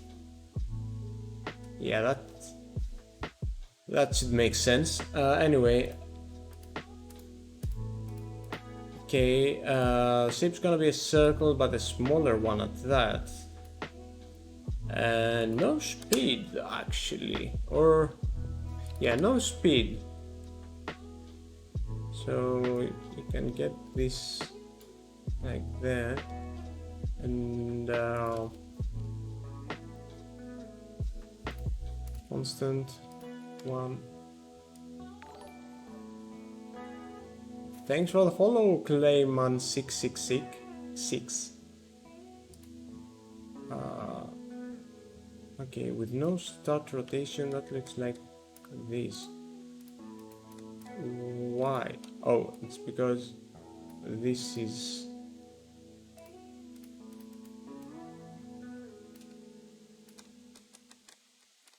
Okay, you know what? I think this can actually work. Instead of a circle, I should probably use cone, though. Cone. Smaller radius, no velocity over the lifetime. Remove the limit as well. And I can maybe make them...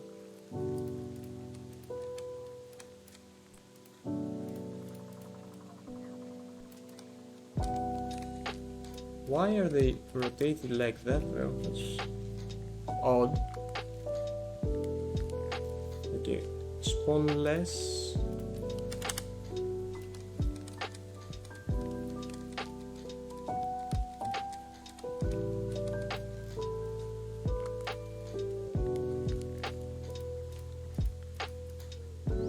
Oh, can I also make them? Yeah, align the direction. Yeah, alright, okay. You know what, I think this can actually work. If I make it random, like from 4 to, I don't know, 8, and 1 to 2, and 1 to 2.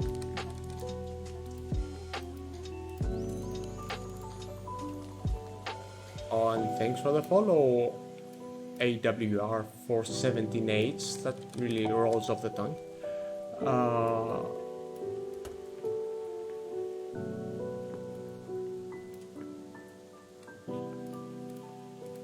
Should go from 10 to 20, I guess, but I will bring back the limit.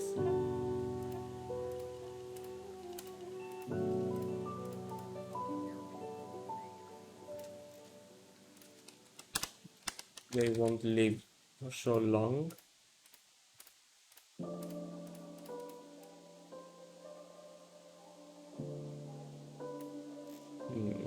Could I use the other mess? The other smoke mess?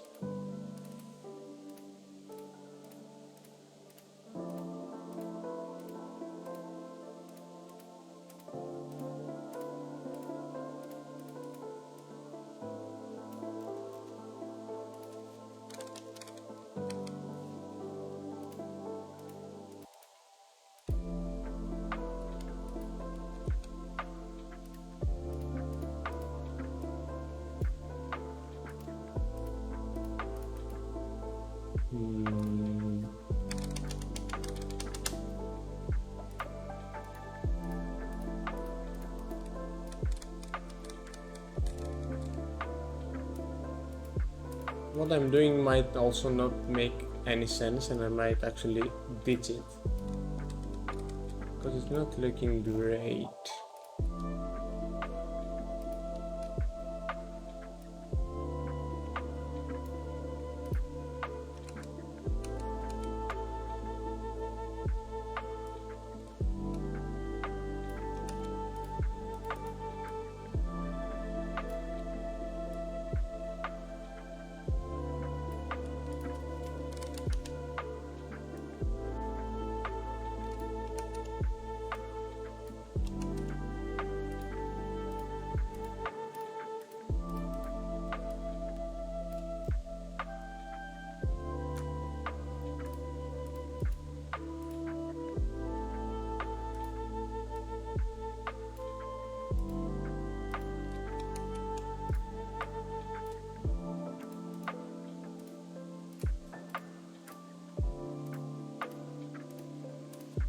Or, you know what? When combined with everything else, it's not bad.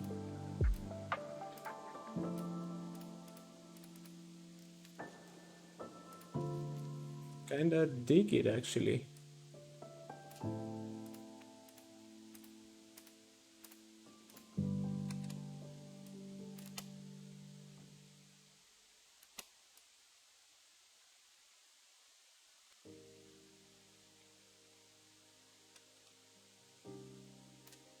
Yeah, you know what?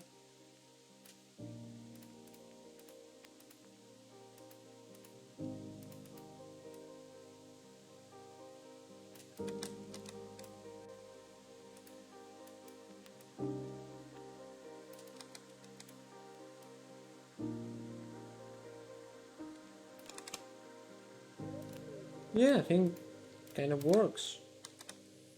Is the stream still functional? So it seems, let's hit play.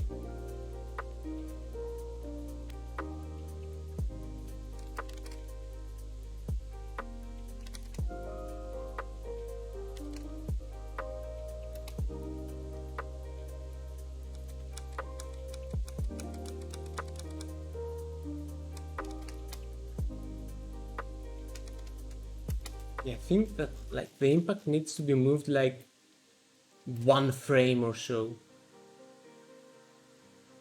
Like, okay, that's 2 frames, but still.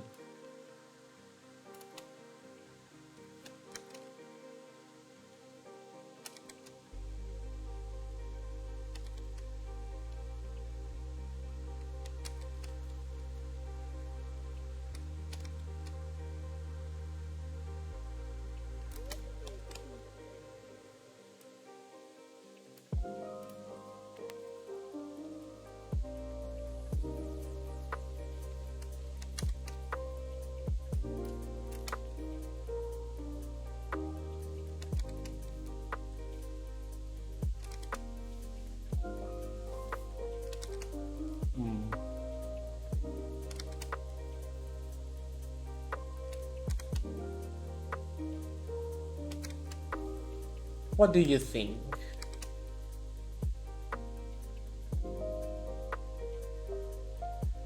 And then they fall down.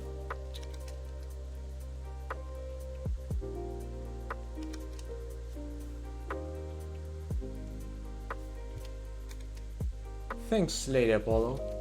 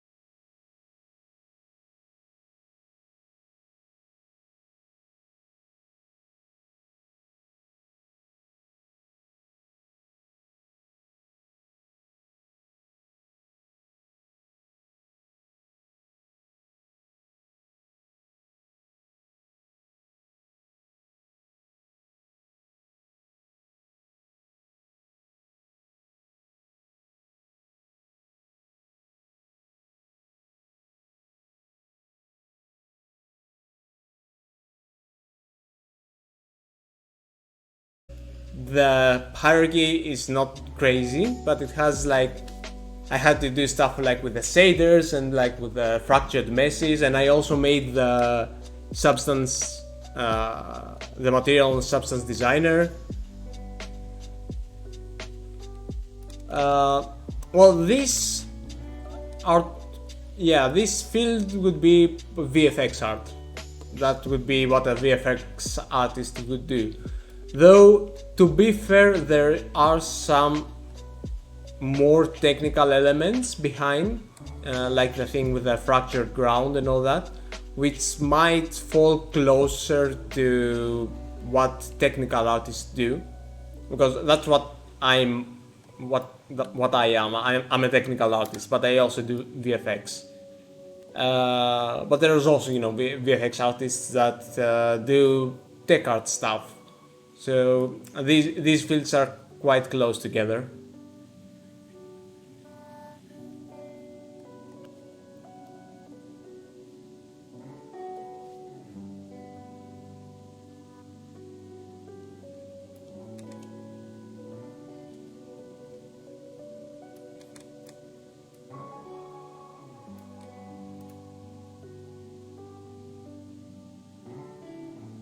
Oh no, the fire ahead. If you have any more questions, I'll be happy to answer them.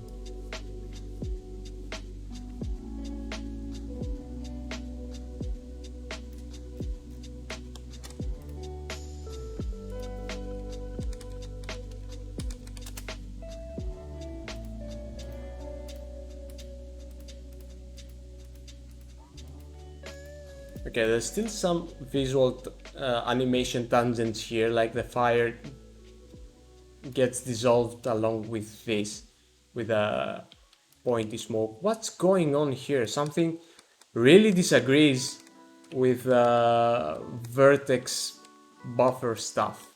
It's weird. What is a technical artist? Well, that's a heavy question. Okay, so the thing with technical art as a field is that it's not very well defined, and depending on the requirements of the studio or the project, a technical artist can do different things. Like, they can do stuff that revolve around rigging or animating, or they could just make shaders, or they can do graphics programming. Yeah, it depends. It really depends. The core concept, though, of being a technical artist is that you're somebody that makes the art workflow easier for everybody.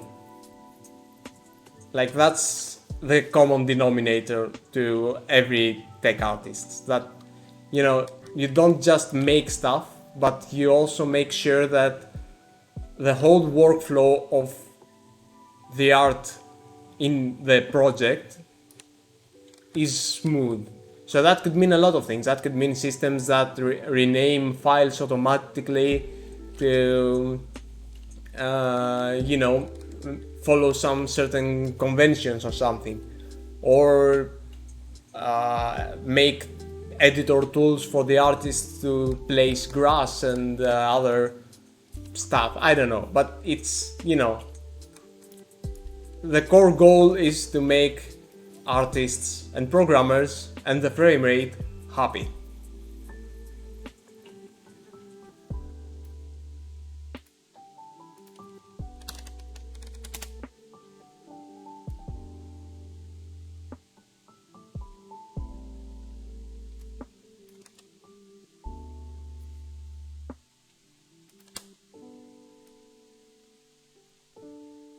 Oh, it differs a lot. Like,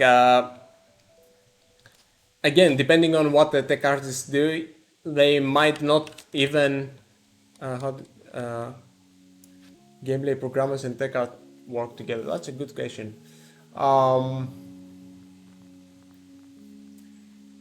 Well, again, it depends on the needs of the project and the studio and whatnot. But like, it could. Tech artists have usually also like a strong tech background, so like they can code, they can write scripts, they can write systems, and they could, I don't know, make tools for gameplay programmers that also, like, imagine, for example, that you have a gameplay system, I don't know, like something simple. Let's say that, you know, when some enemy dies, you want the model to dissolve instead of just, you know, pop out. So, you know, the tech artist would write the shader for the dissolving and maybe help or like talk with a gameplay programmer about how to trigger that dissolving animation, whether that could be on script or from an animation or something. So essentially, tech artists have to communicate a lot with programmers and artists and pretty much everybody, because, you know, they're right in the middle, right? Like they're helping artists with tech, and they're also helping programmers with art.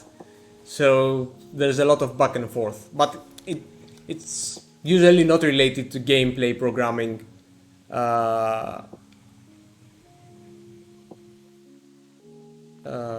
Typically translates the needs of the technical side to the artist. Yeah, exactly. They're like the mediators, but like in skill set, not just in communication.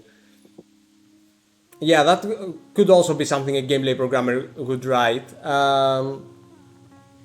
But essentially, technical artists usually don't bother with gameplay stuff. Again, it depends. Like, you know, gameplay tech artists from another tech artist, they could do very different things. But yeah, they usually wouldn't work like right on gameplay programming. They just make tools for the programmers or for the artists, and, you know, hook existing stuff from the gameplay code to art related events and stuff. I don't know if that makes sense.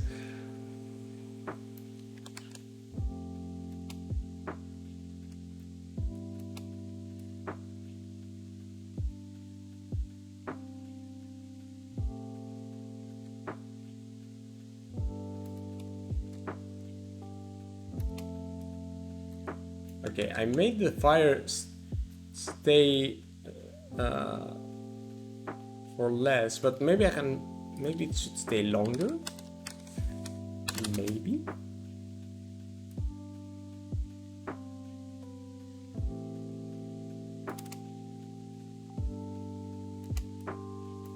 Nah, it should.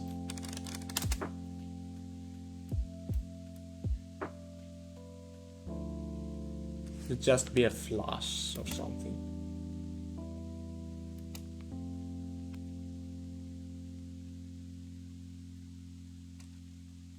And you know what? Since, you know, there's fire there, there might as well be embers as well. So let's throw in some embers as well.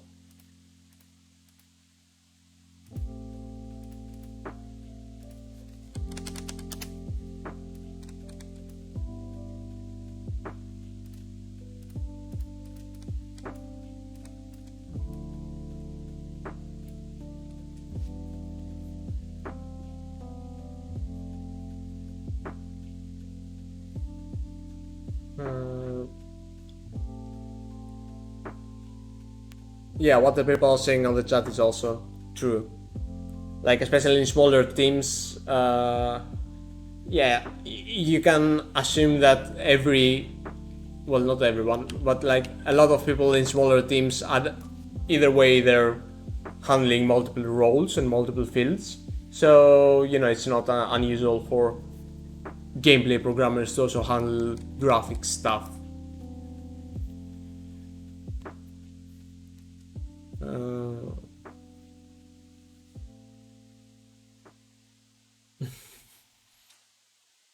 Yeah, also the part about kicking artists, that's also quite true. Hey, Caparino. Well, I'm making a specific VFX thing, but it's not like for a game or anything.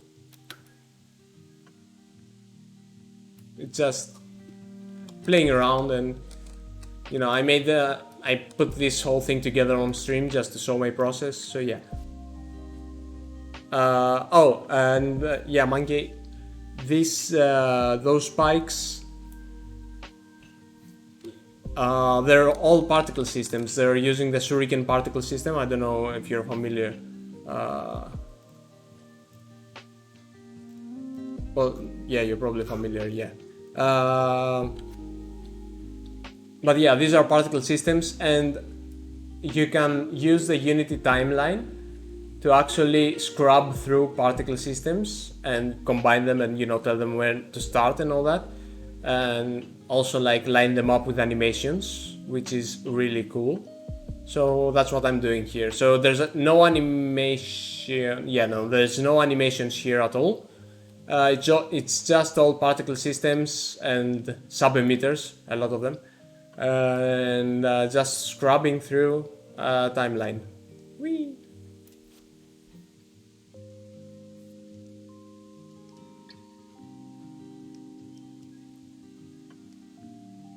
Yeah, engine programmers also like. Yeah, I have deep respect for engine and graphics programmers because those are the lower level stuff that I'm not that well. It's not that I'm not good at them. I don't know them. It's like out of my field. At some point, I want to learn those stuff as well. But I honestly have more fun, and I'm working my best when I'm a bit higher up in layers of tech, in the sense that okay, I will be using maybe engine and graphics programmer features, but to make something more visual and something more creative and all that. But you know, I'm not the person that's gonna make a rasterization engine.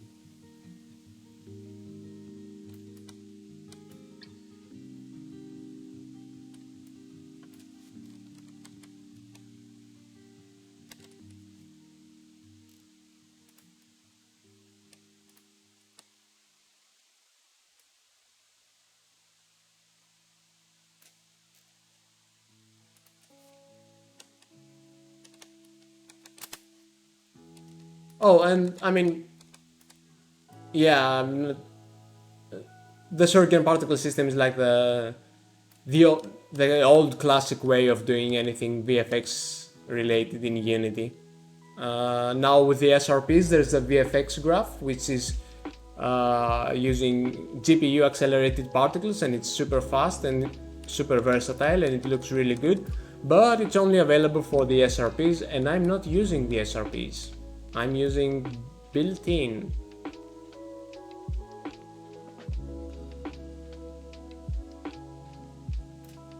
Okay, you know what? I think I'm gonna change the color of his dust a little bit, just so that it's a bit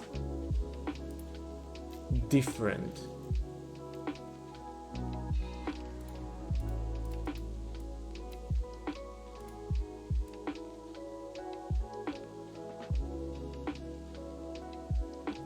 Just a little bit.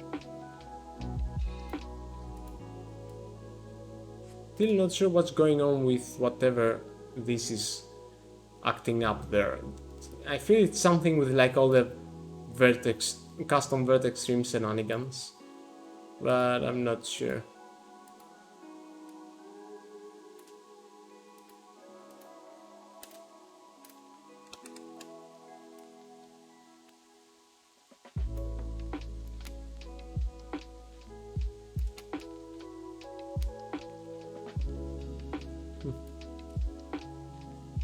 Yeah, I get what you mean, Vexed.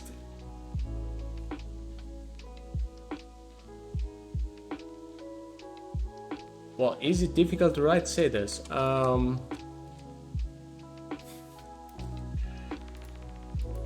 Yes and no. I'm not sure how to answer that question.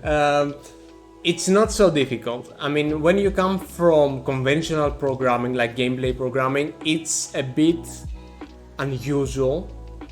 You have to wrap your head around a different kind of way for coding, because they're not acting like C# scripts.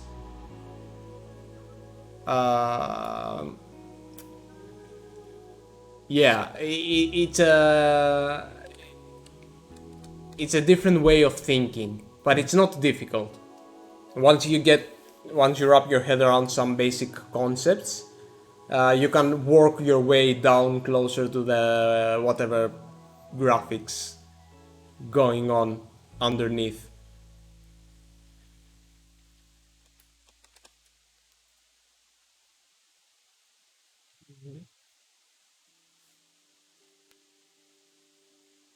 Oh, I see, Vex. Okay. Well, I really wish you all the best with that.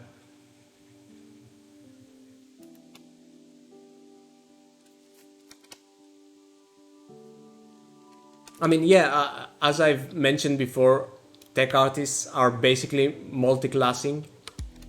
So, you can assume that our skill set is not linear. Like, when you're just a programmer, and I mean, I know that nobody's just a programmer. There's a bunch of programmers that are doing art and other cool stuff. But when you're just a programmer, like as a role, getting experience and increasing your skill set basically is just linear. You're just, a programmer, and then you become a better programmer, and even better programmer, and then you become John Carmack, and you die. That's it.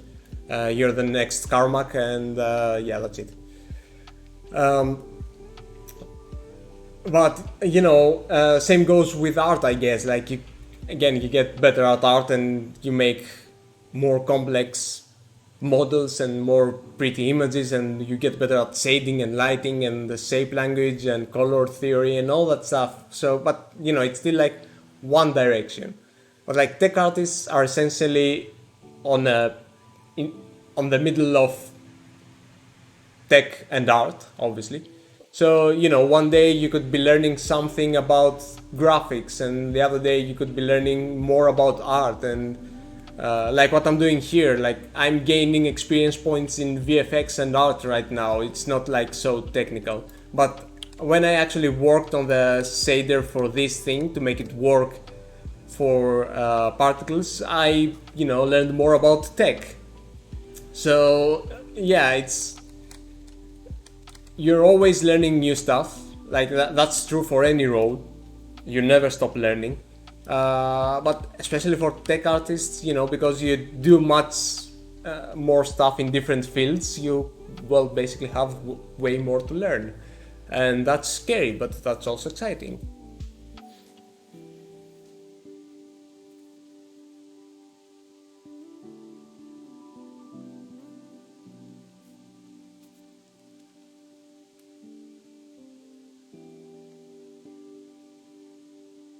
Yeah, the shader for the spikes. Well, if you're just talking about the spikes, the shader actually isn't anything really special. Like, I can show it to you. Well, basically, I started with a shader that I already had, which has a cell shading lighting model.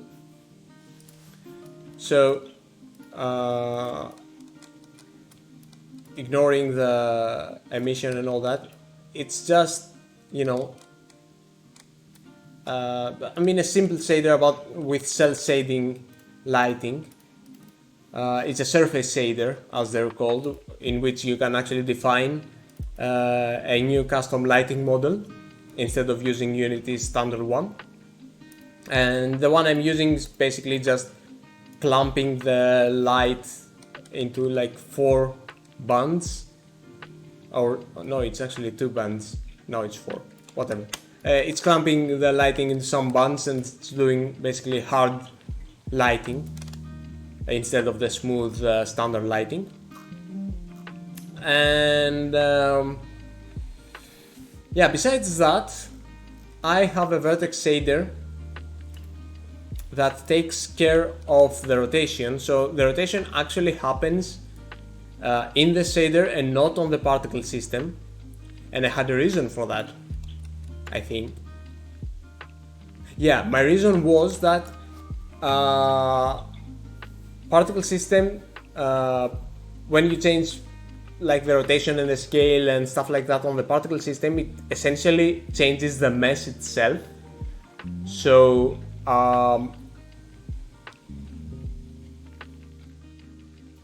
I wanted the height offset to do that in the shader for the reasons I mentioned before, which is that in particles you can't say, okay, move that particle there, then you cannot say that. You can only adjust the speed, and that's, you know, a bit fiddly. So I wanted to do the height. Sorry, let me go back to see it. Yeah, I wanted to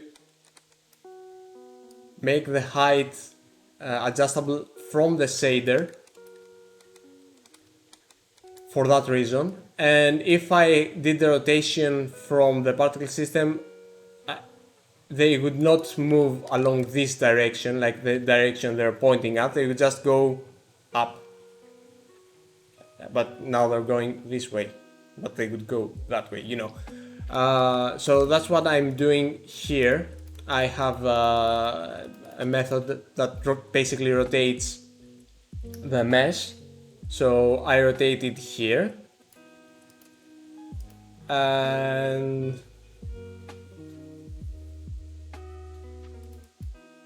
I'm also using the custom vertex streams from the particle system to drive the emission.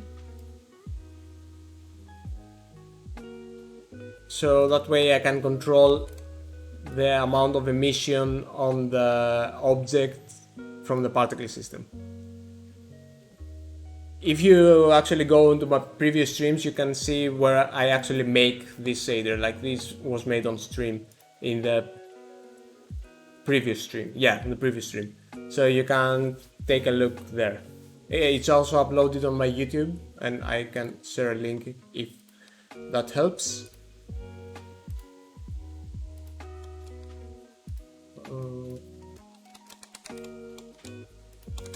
Here you go.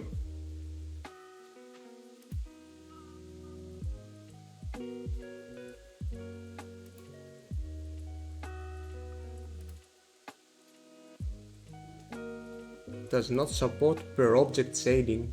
Shader and hardcode inner. What?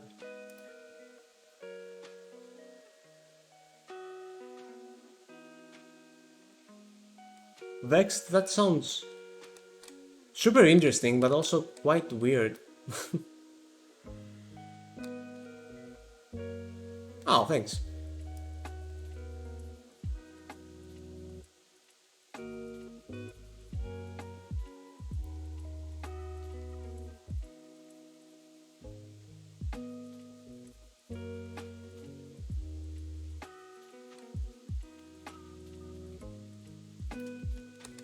Okay, something, a final thing I think that I want to do,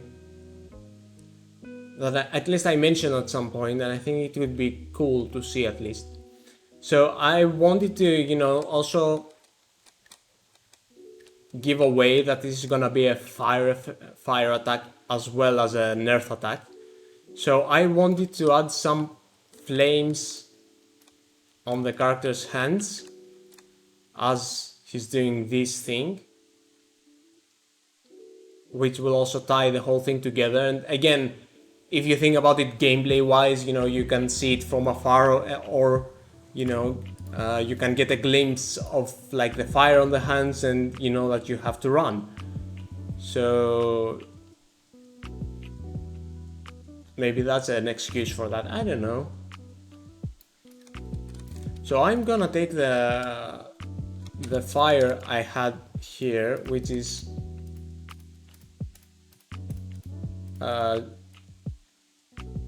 fine, I guess. I'm gonna make it a sphere, but like a much smaller sphere. the emission is not gonna be a burst. It's gonna have some over distance, like 5 of them. So now I can do this. Yay! I can make them live longer though. So maybe 0.3 to 0.5. Yeah. Make it loop.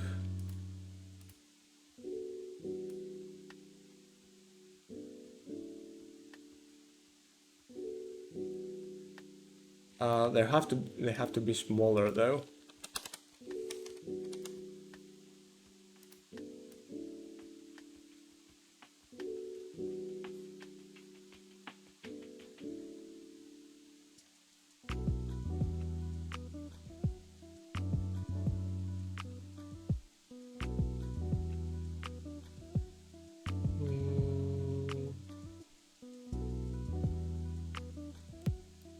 So one cool thing we can also add to this is that you see that, you know, when I'm stopping the motion, it stops abruptly.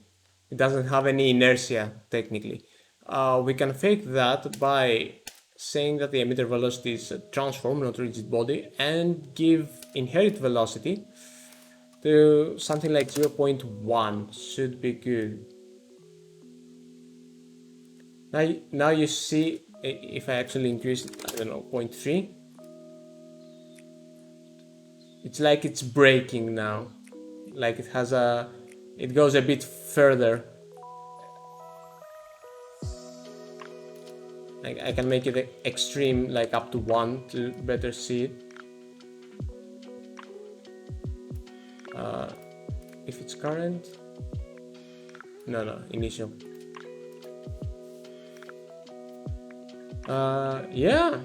Yeah, that's all Shuriken doing. That's just inherit velocity.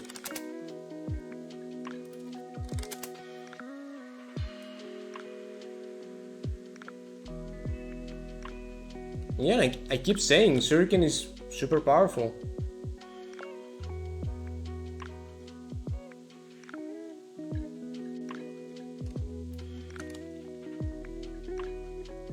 Oh, yeah, that's only Shuriken too. It's if you, instead of setting a rate over time like this, you set a rate over distance, because something that I didn't know, when I wanted to do trails like that, I would just add the rate over time and say like 10, I don't know. And you know, then I could move, and because I have set it to be in world space, the simulation space is world space, I might have to increase, but like, yeah, they could stay and I would call it a day. But you can see that, you know, if I move fast enough, there's large gaps between them. So that's what rate over distance does, basically. So if I set that to 10, you know, it doesn't matter how fast you go, it just spawns like, I don't know, 10 over 1 meter, yeah, per distance unit. So, you know, if I move 1, it will spawn 10 particles. That's the thing with this. Should I make it fade to black?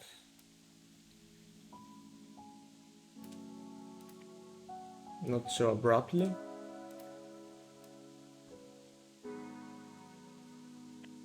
Yeah, that's... I think it enriches the thing a bit.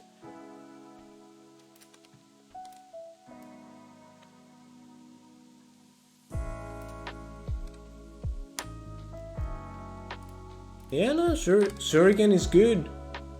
Shuriken is good. You know what? I'll remove the shape. I mean, I don't need it. It's just gonna be like his hand. So yeah. Oh, I can make it like 1.5 and then increase the size. It can be used to throw projectiles that increase on the time. Yeah, yeah, same thing can also be used. Like that's a good way to make projectiles too.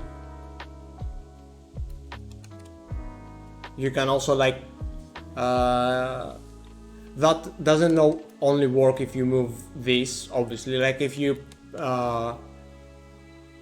parent a projectile to this and like make this a child of a projectile, then you know it would work there as well.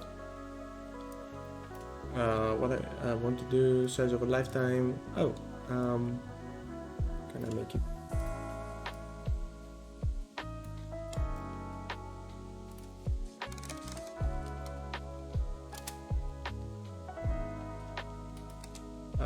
What I can do specifically with VFX graph? I mean, maybe at some point. I mean, I know it's powerful and I know you can do a lot of stuff, but the thing is, I probably haven't gotten around it because I haven't found a use case for me. Hey, burnt toast, eh?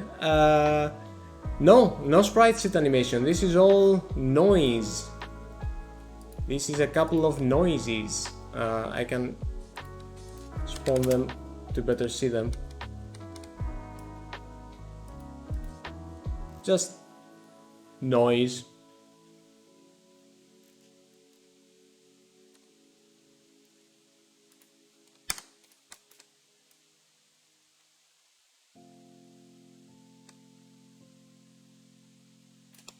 So I can now actually yeah, I can parent I can make this particle a child of the bone in the hand. So yeah.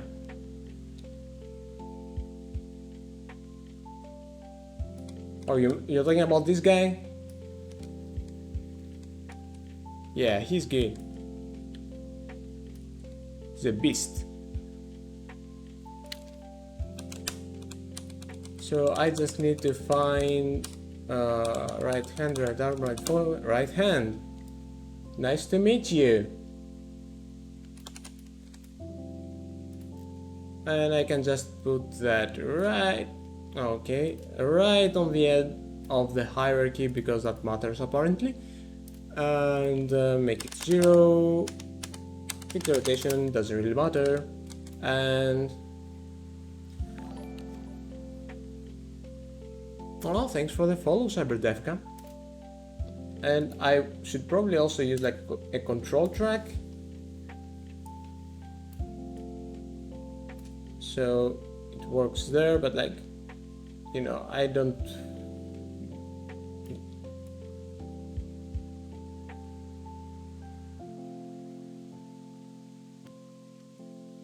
Okay, so first thoughts.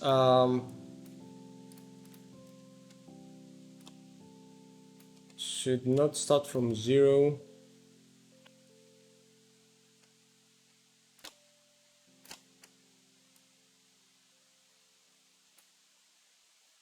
Okay, why is it not playing now? Okay, there we go.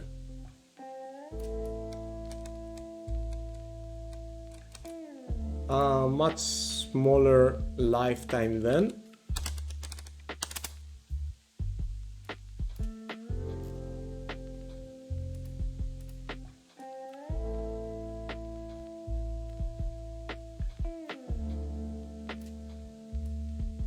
I actually wanted to start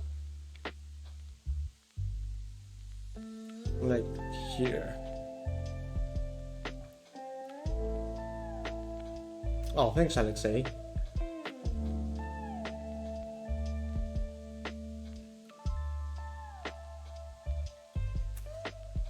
You know what would be cool? Like, if while he's jumping, he's doing some sort of charge, like some.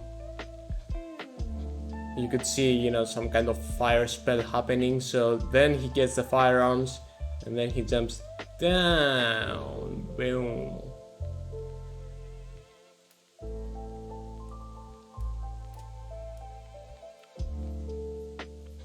Smaller lifetime though.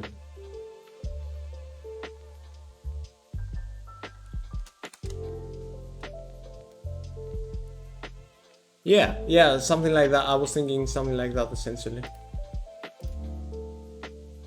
Smaller lifetimes though.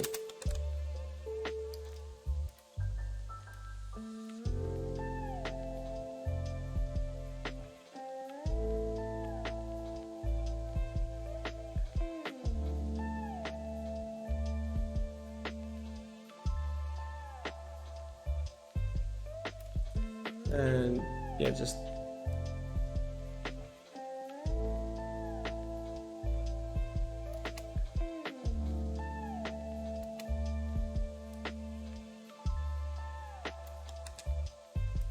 and I can actually duplicate that onto the left hand as well.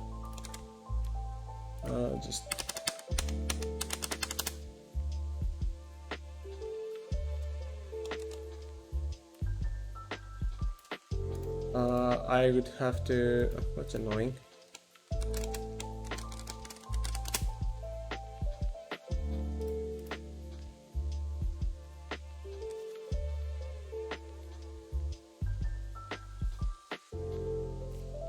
You know what? I'm gonna try something.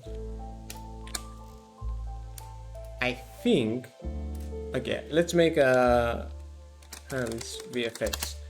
Okay, just this one, and actually make this a child to this one. So instead of this, I'm gonna use the parent one. Thank you. Okay, I don't need this emitting, I just need it as a parent. So obviously it's not doing anything because the fire is not actually being moved, but there are some interesting Unity components called constraints. Specifically, I want a position constraint. So if I remember how the freak this works, I think I can use the right hand as a transform and activate or no.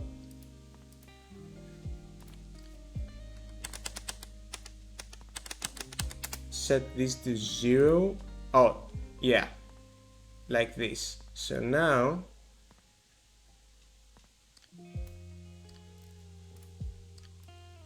yeah, it works. Yeah. So I don't actually have to parent the particle over to that, which is cool because that means that I can duplicate the thing. So make it fire R and make this fire L. And instead of using the right hand, I'm gonna use the left hand. And 0 activate or whatnot.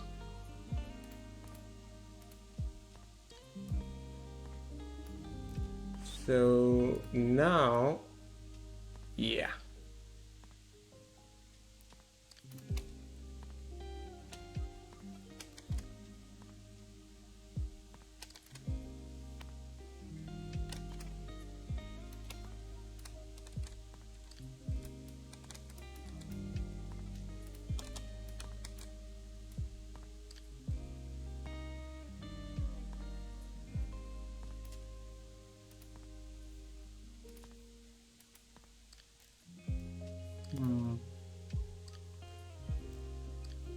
I don't want them to trail that long though, that's annoying. So what, setting, no, 0.1, both of them, Jesus. Try this again. Yeah, that's better.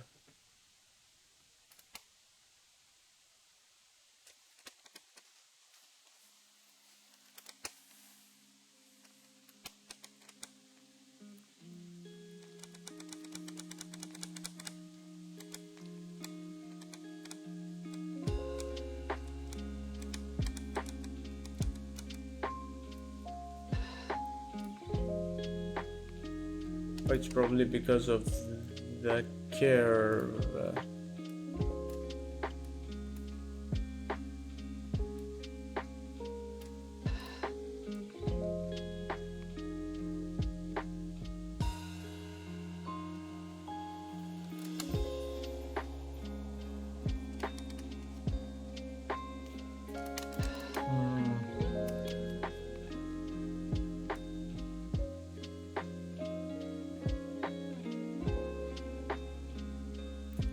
You know what?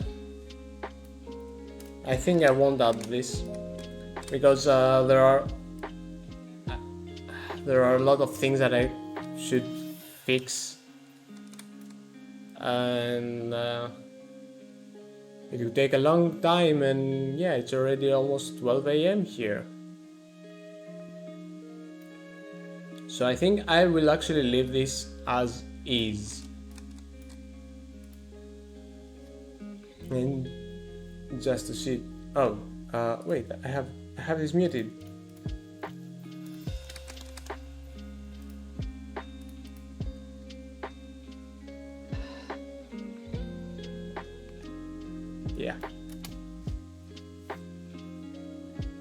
Yeah, I think, you know what, I think I'm calling it done.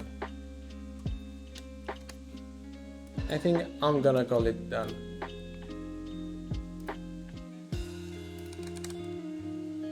I mean, I think it's a large departure from this.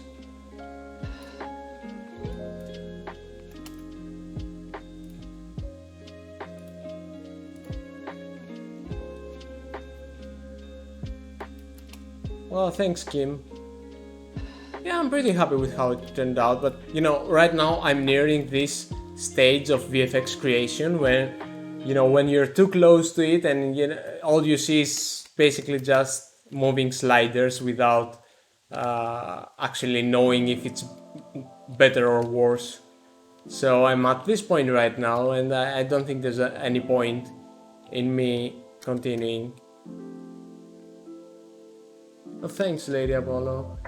Yeah, no, I'm happy with this, and I mostly enjoy just sharing the process and like walking you through it.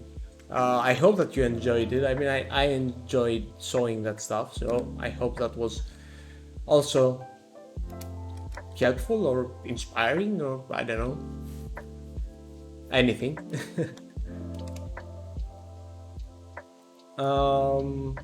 And I actually would want to make something like that for the next streams.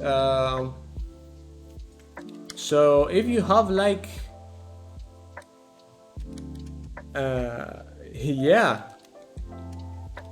if you have any suggestion or idea for something like that, like a VFX inspired thing, like from a game or anything that I could remake or recreate or whatnot on stream, that could be cool.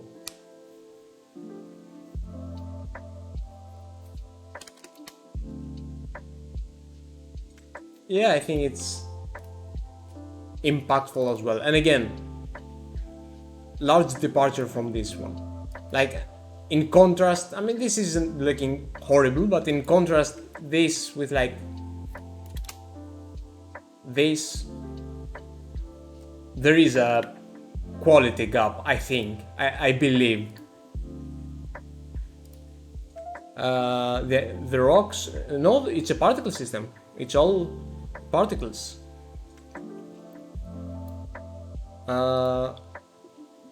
If you're talking about these rocks here.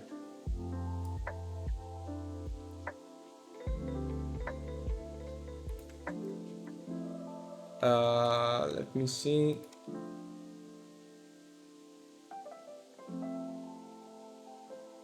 Yeah, these ones. Yeah, these are particle systems. They are particles. It's like these particles here. If I remove the sub-emitters,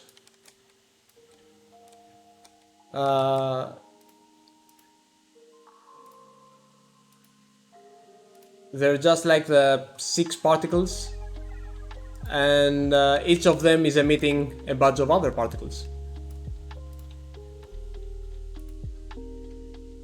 And yeah, as I mentioned, there's a bit of shader shenanigans to actually move them and to make the glow adjust based on the particle lifetime.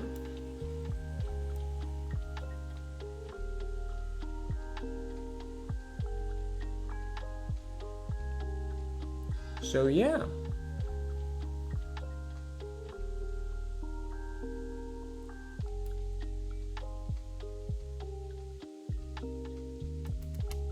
Yeah, I think there was a slight departure from the concept of the original one, I think.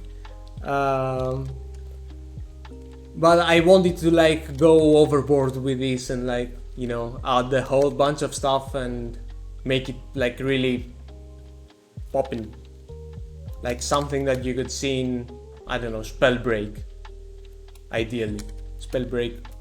Well, I mean, no, that's too vain of me. I mean, Spellbreak VFX are amazing. I mean, I don't think this could compare, but still, something that you could see in a game. I don't know. Well, thanks, Lady Apollo, and thanks for sticking around and seeing the process and talking along the way, because it's always fun. So yeah, I think I'm gonna end the stream here and maybe have a midnight snack or something. So once again, thanks everybody for joining and for like keeping me company during this little VFX exploration journey, and yeah, I'll have to think what I'm gonna do in the next streams. Maybe another VFX, or maybe keep working on that freaking side project, maybe? I don't know, who knows? That's the fun. So yeah, thanks, and I'll see you in the next stream then. Have a great rest of the day, and yeah, see ya.